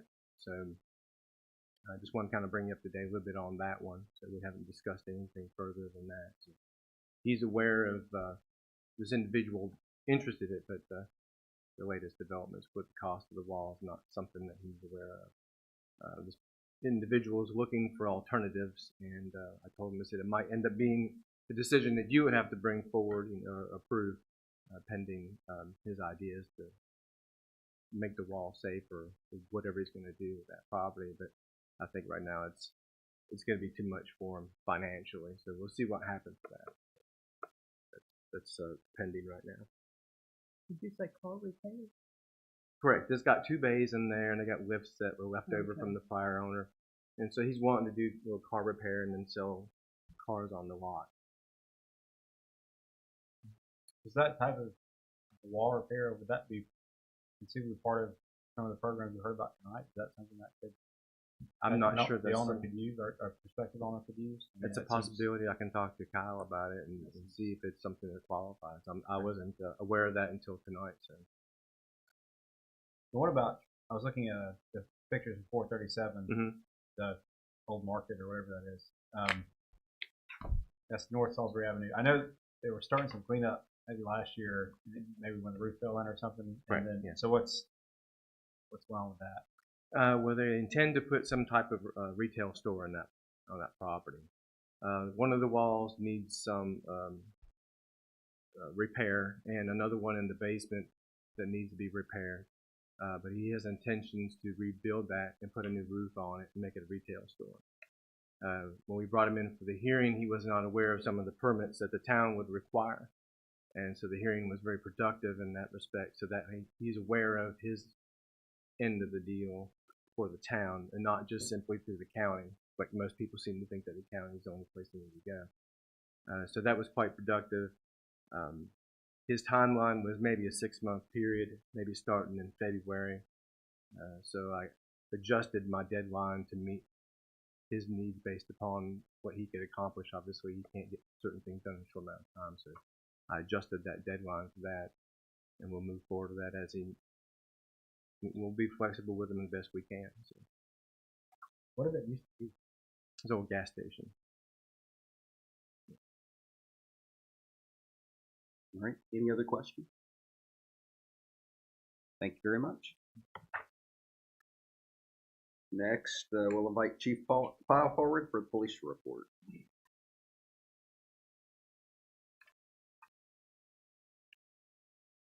Good evening.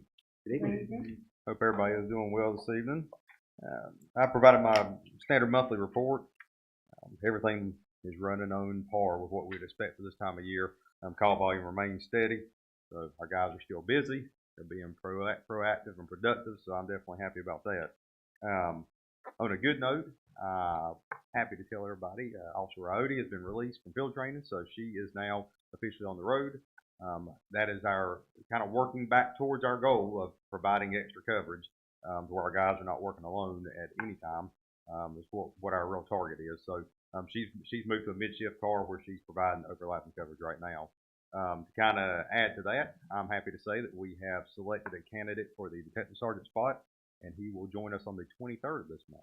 So we're moving quickly along with that. To add to that, both of our BLET graduates are graduating next Wednesday. So that's still going to be a little bit of a delay in getting them up and going. Obviously, you got about 3 months or better of field training, and their testing is going to be one test first, actually on this Friday. The next one will not test until the first week of March, which kind of goes back to our ability to use them on some code enforcement stuff. So the one candidate will report to us this Friday, and we will go ahead and get him scheduled to do code enforcement work with us for about a month, kind of in this little gap of time between when he actually takes his state exam. So kind of working out pretty good. We're going to get a little bit of benefit on both sides as far as that goes. That leaves us with one open full-time position, which we have a candidate that has processed for that. He has begun the process. We're not very far in at all. We're about on the first week of working with that candidate. And then obviously we're still trying to bring on some part-time help. So we have 2 interested applicants for part-time. One of them we've already started processing. So things are going rather well on the hiring spectrum, a lot better than what I think some other agencies are having right now. So it makes me feel good that people are coming to us, and we've just got to keep them here. That's going to be my goal. So I think my lofty goal is still to be full up within the next couple months.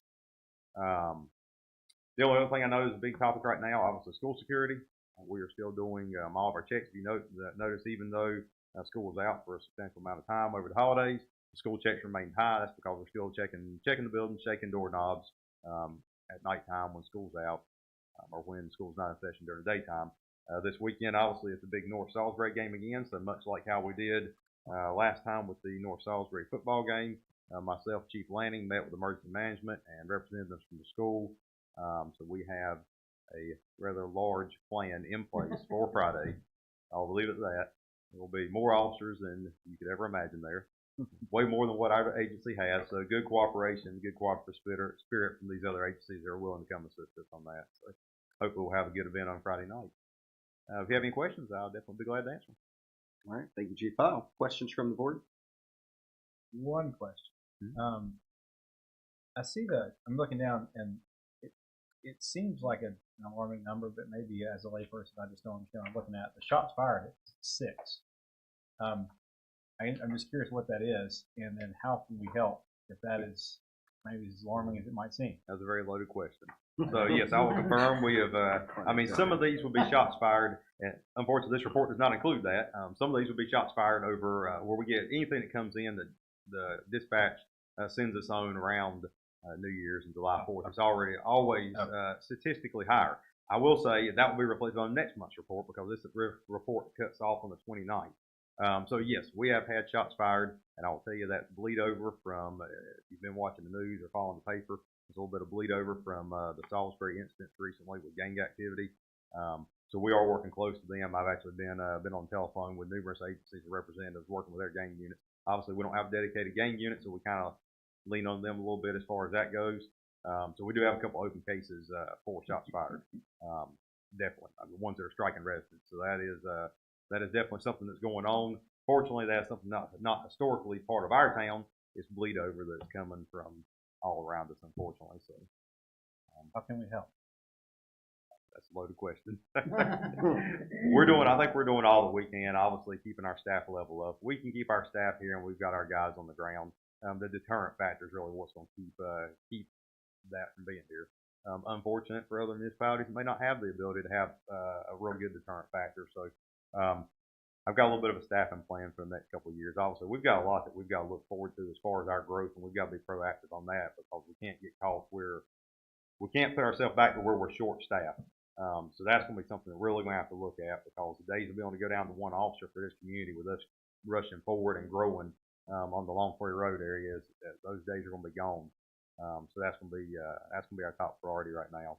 As far as these isolated incidents, I think they will eventually resolve themselves. Whether we resolve them or they're resolved by another agency with their gang detectives, they'll be resolved. So the squeaky wheel always comes out.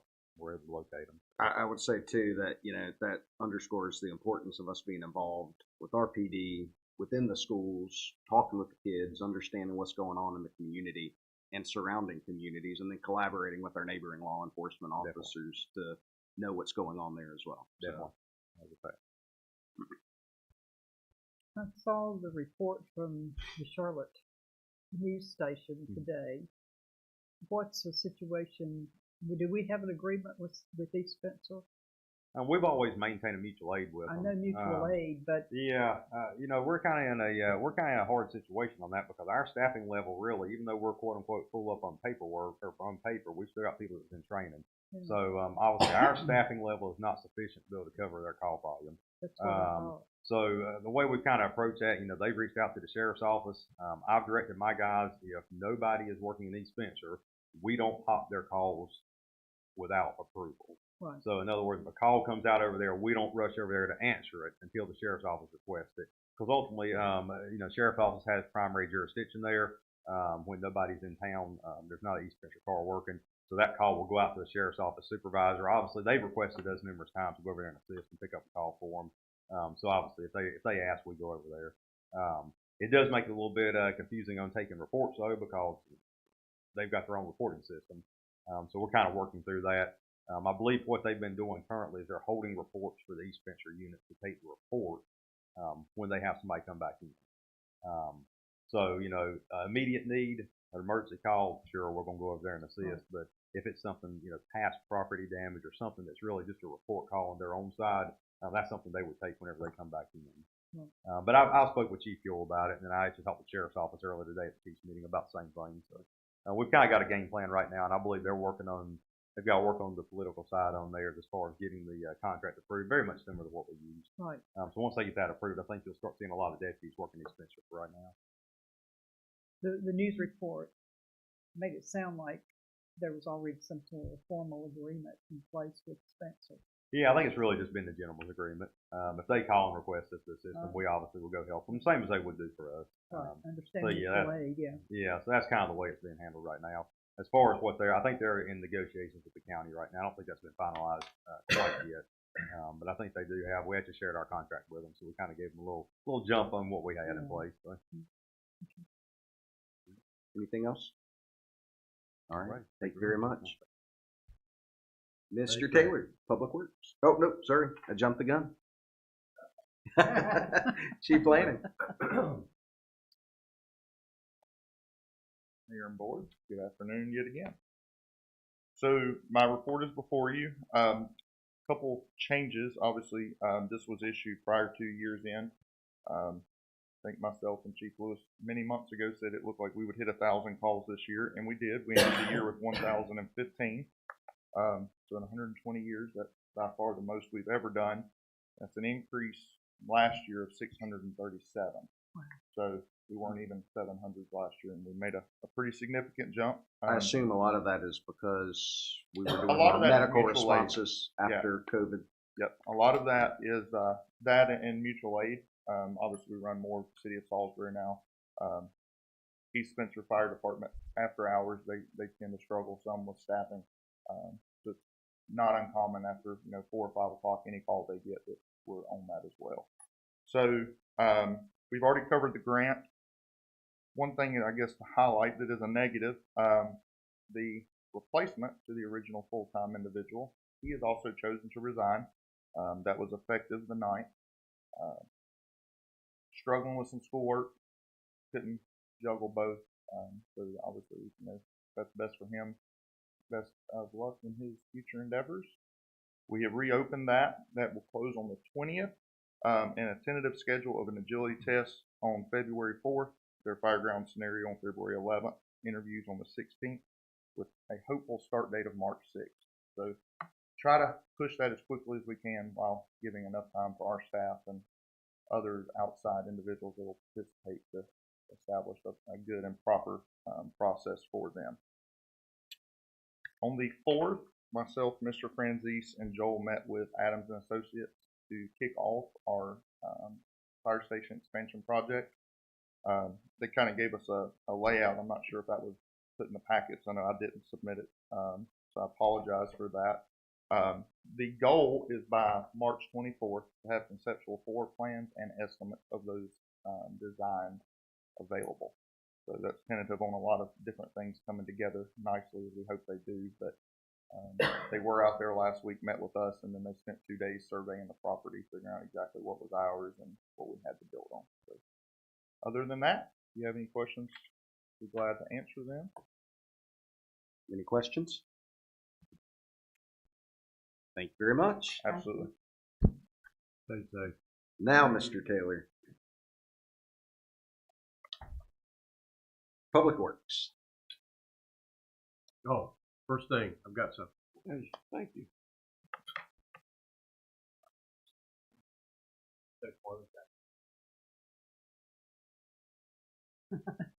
Was wondering what he was sitting over there with the glove for. I thought he was buying. I was a little concerned. Ready to work. Could be a question. For sure. Good evening, Mayor, members of the board. Good evening. Just a few updates. Probably the end of this week, being that we don't have a lot of more rain, we will be caught up and leaf backs will be done until March. We do have a couple areas that we can't get into right now because they are sitting full of water. Hopefully they'll dry out by the end of the week and we get them picked up. But they should be done by the end of the week. So they'll have to be bagged until March 15th. And we'll run it another month, from March 15th to April 15th for spring cleanup. Holiday trash schedule, we will be running 1 day late next week because of the Martin Luther King holiday on Monday. We've had a stretch of 4-day weeks here, so I think they think that's the normal for the last month. And we will be posting the yearly schedule as we always do in the upcoming newsletter and that kind of stuff, so that people can have it. And it seems to stop a lot of confusion during the year. As spoke earlier, we appreciate the comments by the mayor for our crew, and I just want to reiterate that for my guys especially, and for Fire Chief Lanning for helping us get a mechanic as quick as we did, because that time is hard to find those type of workers. They take a lot of time off during the holidays. So Justin was really great, and I want to thank Chief Lanning for that, getting him over as quick as we possibly can, and for Johnny and Chad for working with them, trying to get that machine fixed. It was grueling at times, let's just put it that way. So, and a big thank you to Concord for helping us out for that day. That was incredible. So, the majority of the time, other than that, we did was cleaning up after Winterfest, Christmas decorations, that type of stuff. And we still have the huts out here. I know we do. I'm looking for storage space, and we've got great contacts that we're going to fix to hopefully help us out. And we'll have a better place to store them than trying to get them through this narrow door that we did last year. So we should know something about that the next day or so. Other than that, the CCAP, I touched base with Cindy just with a text message today because she was in the field. But we will be getting on that now that we've got approval for the other to set up another meeting with the homeowners the property owners, and then move forward with that as quick as we possibly can. The week of Christmas, we did receive our 2 pickup trucks. They finally did show up. So they are at the shop now. We're using them on a limited basis until I can get the lights put in them. Chief Isle is working with the people with the Salisbury to get those upfitted. So as soon as they are, then they'll go into full service for that matter. So other than that, I'll answer any questions if you have any. Yes, sir, Mr. Morgan. I know we have a priority list in terms of paving. Yes, sir. Do we have a priority list to address Ms. White's concern about damaged sidewalk? Do we have a priority list for sidewalks and also damaged sidewalks? I do not have a priority list, but I do have a list. Normally what we do with those are we evaluate complaints as they come in. We try to do one in the fall and one in the spring. We did a small area in the fall this year, but we didn't do a large area. But I have that on my thing. I'll address that situation and see what we need to do as far as get it fixed. And so the plan would be to try and get that fixed this spring. Yes, it would be. Well, and depending on the weather here, Yeah. you know, if we get a stretch of a couple weeks, if the weather's good, not wet like it is right now. Good luck. Yeah, but if we foresee that we got some weather when the ground's not frozen, you know, that kind of stuff that we can do it, then we will. But it's probably going to be on in the spring a little bit, unless things dry up a little bit. But yes, I do have that on my list to address that, and we can get out there and at least evaluate. Was that the property where the roots were causing, the tree roots were causing? Yes, ma'am. Okay. It is large trees, and that's what it says happened in that area. It's the void you're seeing under it is actually the root that heaves the concrete. So it's going to require more than just replacing sidewalks. You're going to have to remove the roots before we put the sidewalk. And then to speak to Mrs. Talbot's question Yes, about the parking issue, it sounds like there's parking that's happening basically all the way up to Salisbury Avenue, which is cutting back on turning and sight distance. Is there a way to install signs that limit parking this, you know, certain distance to the curb, to the intersection? Yes, there's a mandate, and I'm going to ask Chief Isle to address that. I think it's 40 feet. 30 to the stop sign. I was thinking it was 40, but okay. Yes, I mean we can put no parking from there to the stop sign. I think that's really at least a doesn't have start. to, yeah, that's already a rule. Yeah. So we don't have to. That'll be a start. So we can install a sign, no parking from here to intersection, and then we can go from there. Okay. Yeah. Thank you. What it is to borrow on his question, and I think I remember seeing this maybe last spring. So if I've seen this, please forgive me for asking. What is the parking and not parking? What is the paving priority?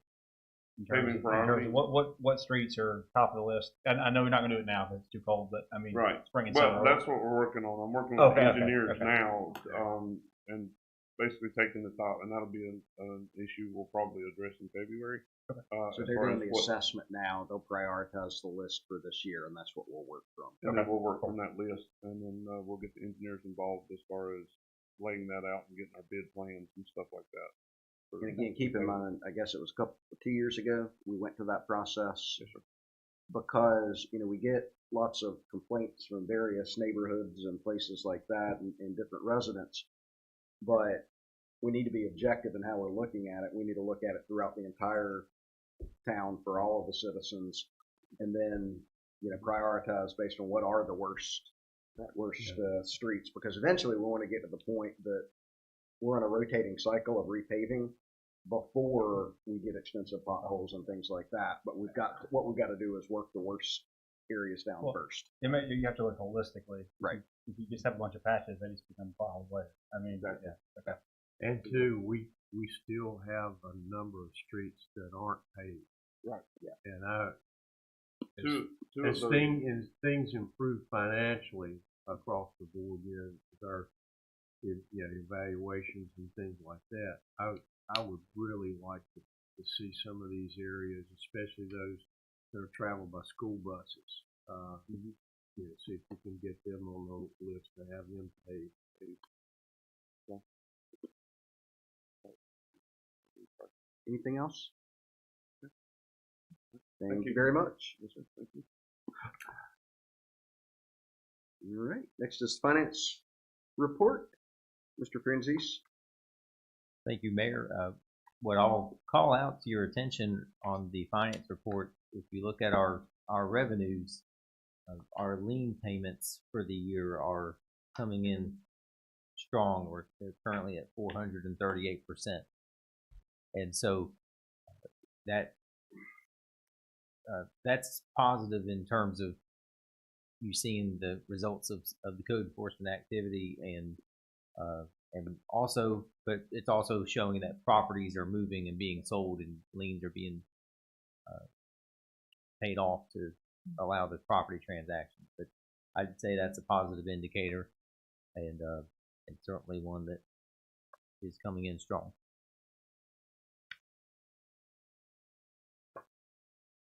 Okay. Any questions from the board on finance?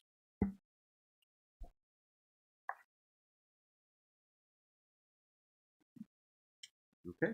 Hearing none, we will move on to the library report. And you do have that before you as provided by Ms. McCraw, and certainly appreciate, again, the highlights of the activities in December, and we typically have some activities coming in the spring here at the library, so we'll look forward to hearing about those. I'd like to just take this opportunity to thank Alderman Howe for the idea of the policy that you considered earlier today. That was something that he raised up to our attention, and then for Sky and Beverly jumping in and getting that across the finish line to have you consider it. So appreciate everybody's work on that. Okay, very good. Thank you. Any questions on the library report? All right, we'll move on to the town manager report. Okay, just a few things to highlight. First, you've hopefully seen Candace Brown around here and gotten to meet her, but I'm pleased to share that she's now joined us as a full-time office assistant, and she's very helpful, of course, on the finance side, but she's going to be broadening her role, supporting our planning staff and the appointed boards. And she got right to that yesterday evening. Was a planning board meeting, and she was here assisting with that process, and so we're looking forward to having her on here as a full-time member of our staff. And so we welcome her to the team officially. And also with our town clerk process, we'll be having some candidates come in on Friday of this week, and we look forward to moving ahead with that. I had in my report, of course, some words of gratitude related to our garbage truck situation, and I would just echo everything that everyone said, whether it be our staff going way above and beyond and without complaint, and getting everything to a workable level by the end of that tough week in terms of getting everything collected. But certainly to our friends in Concord, really appreciated them coming to our assistance in a quick fashion that we wouldn't have been able to catch up without the equipment and the operator that they made available to us. So we certainly appreciate the teamwork all around. And I also noted we'll be doing a combined winter-spring newsletter kind of in between when we would have published both of those editions this time, since we had the special holiday edition come towards in the November time frame. So if there's anything that anyone would like included in that, please let us know in the next week so we can be sure to include that, whether it be events or updates, and even community activities that anyone from the community would like to submit. We're happy to publish those as well. And then, Mayor, we had talked earlier today. The only other thing I was going to mention is we're getting towards the time of year where we typically have our annual planning session, and that's what helps us take stock and look ahead and start to pivot into the budget season. And so I'm hoping you can put some thought to when we might do that. I'd recommend sometime either in late February or early March, and I think Mayor Williams was starting to look at some calendar ideas, but I wanted to just raise that point to see if we can identify the day we'd like to do that. All right. Thank you, Mr. Francis. So one of the things I know a few years ago that we did, we held the planning retreat, and then at the same time that evening we did a community event where we invited folks to come in, and we got lots of good feedback about that. Obviously, with COVID and everything, we haven't been able to do that necessarily in recent years. I would recommend that as we plan this, we try and do something similar, obviously here in our new space, but to get community members out, be able to share with them some of the thoughts and things that have come out of our planning session from earlier that day. That way we're getting their feedback and keeping them engaged. So two different options. One would be to have a community evening the night before our planning session. That would then help inform us going into the next day what the citizen and business priorities are in the town. Or we could do our planning session and then have the event that evening. So I don't know what the board's thoughts are on that as we look towards dates, what you would like to do. Same days.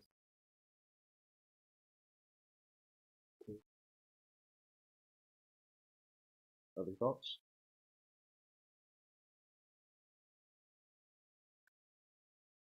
Either one.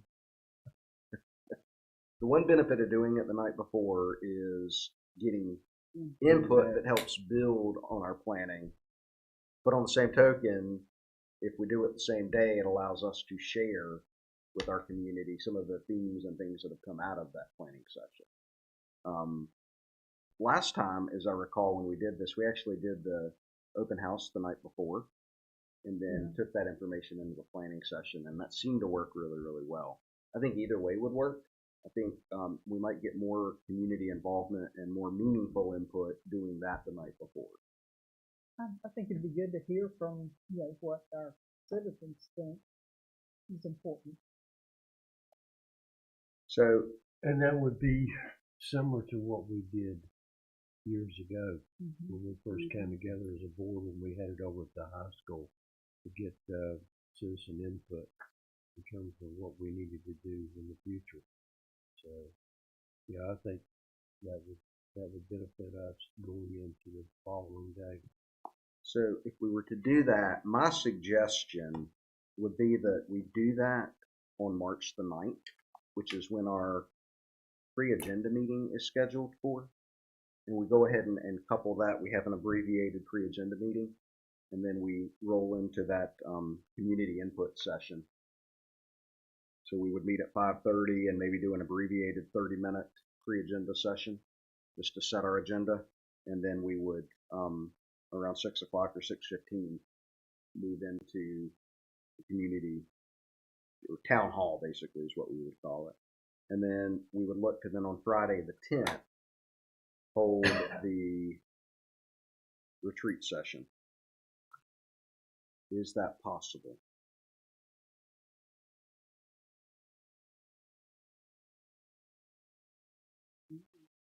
Sounds good to me.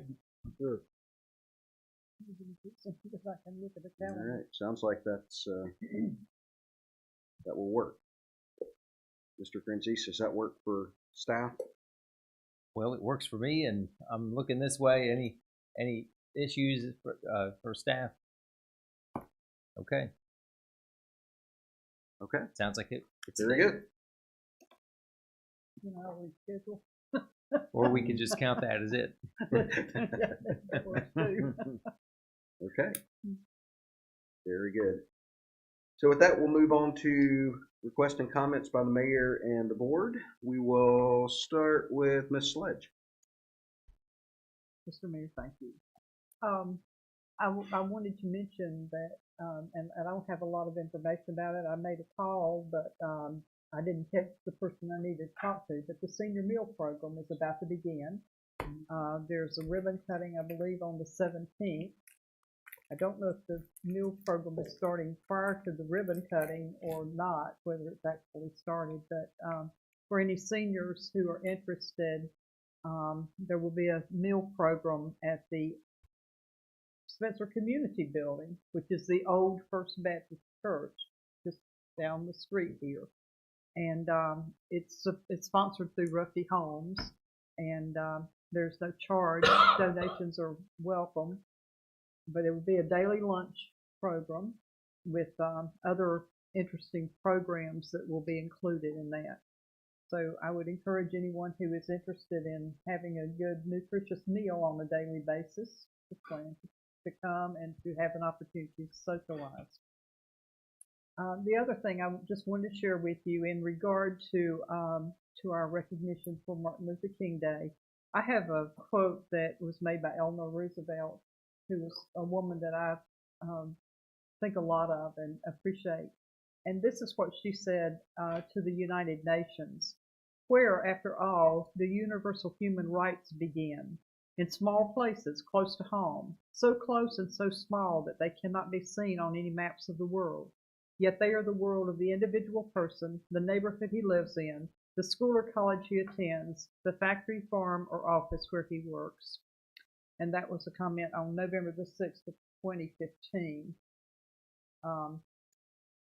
I would encourage each of us to do our part in every way we can to recognize the human rights of all people in our community and work to bring equity and equality and follow the principles of Dr. King in his work to make this country a better place. Thank you, Ms. Sledge. Mr. Muhammad. I want to first of all piggyback off the remembrance of Miss Alexis Greer. I attended college with her at Livingstone, so it was very devastating to hear the loss of her, as well as Coach Shatter. You know, just reflecting that we had some great individuals that have passed on, and they will never be forgotten. And it's very devastating for our young leaders that are in the schools as well. But, you know, this is something that we must be faced with time and time again, but Lord willing, what with best. But I want to take this time just to thank the staff, all of the aldermen and the mayor for the work that we have done and the work that we are continuing to plan to complete throughout this year. Thank you, Mr. Muhammad. Mayor Pro Tem. Agree with everything that both Pat and Rasheed said. This is a month to celebrate equality and equity in our country, and we need to keep trying to build on that. And a big thank you to everyone who does try to make our community a better place.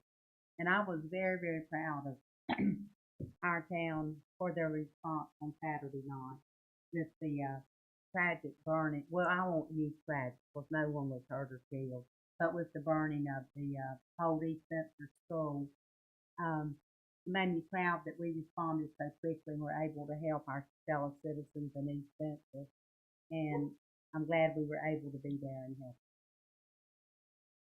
Thank you, Mayor Pro Tem. Mr. Howell.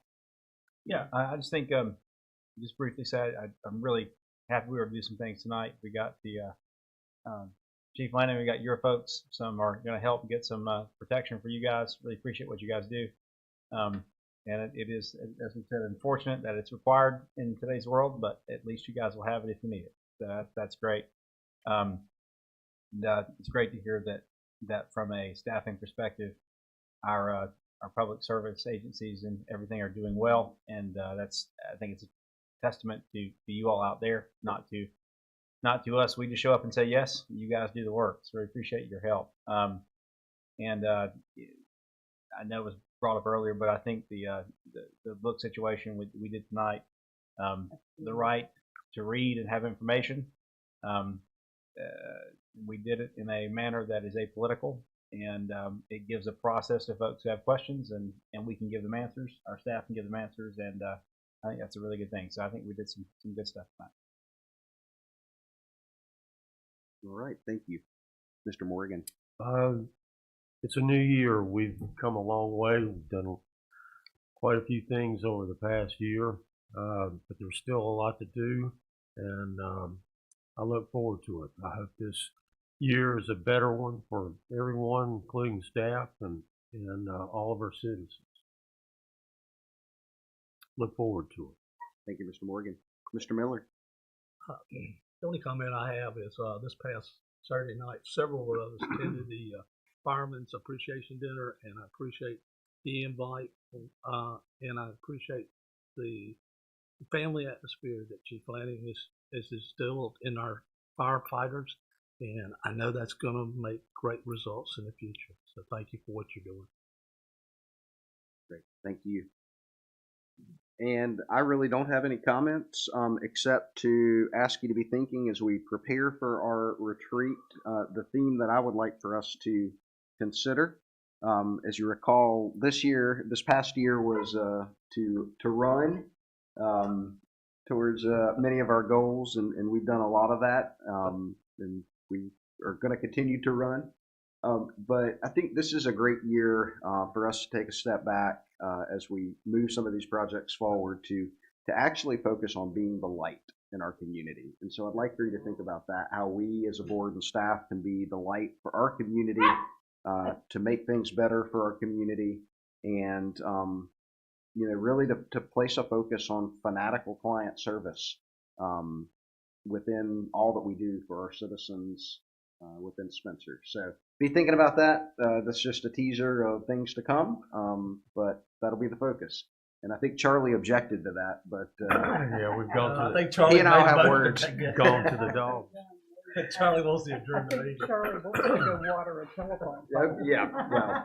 So with that, that is all that I have this evening. We do have a need to go into executive session for preliminary discussions related to the acquisition of real property. And so I would request that the board consider a motion to do so, and then we can take a short recess. I move that we move into executive session. There's a motion by Ms. Sledge. Is there a second? Second by Mr. Howell. All in favor? All opposed? All right, we stand in closed session. We're going to take a 5-minute recess for Charlie.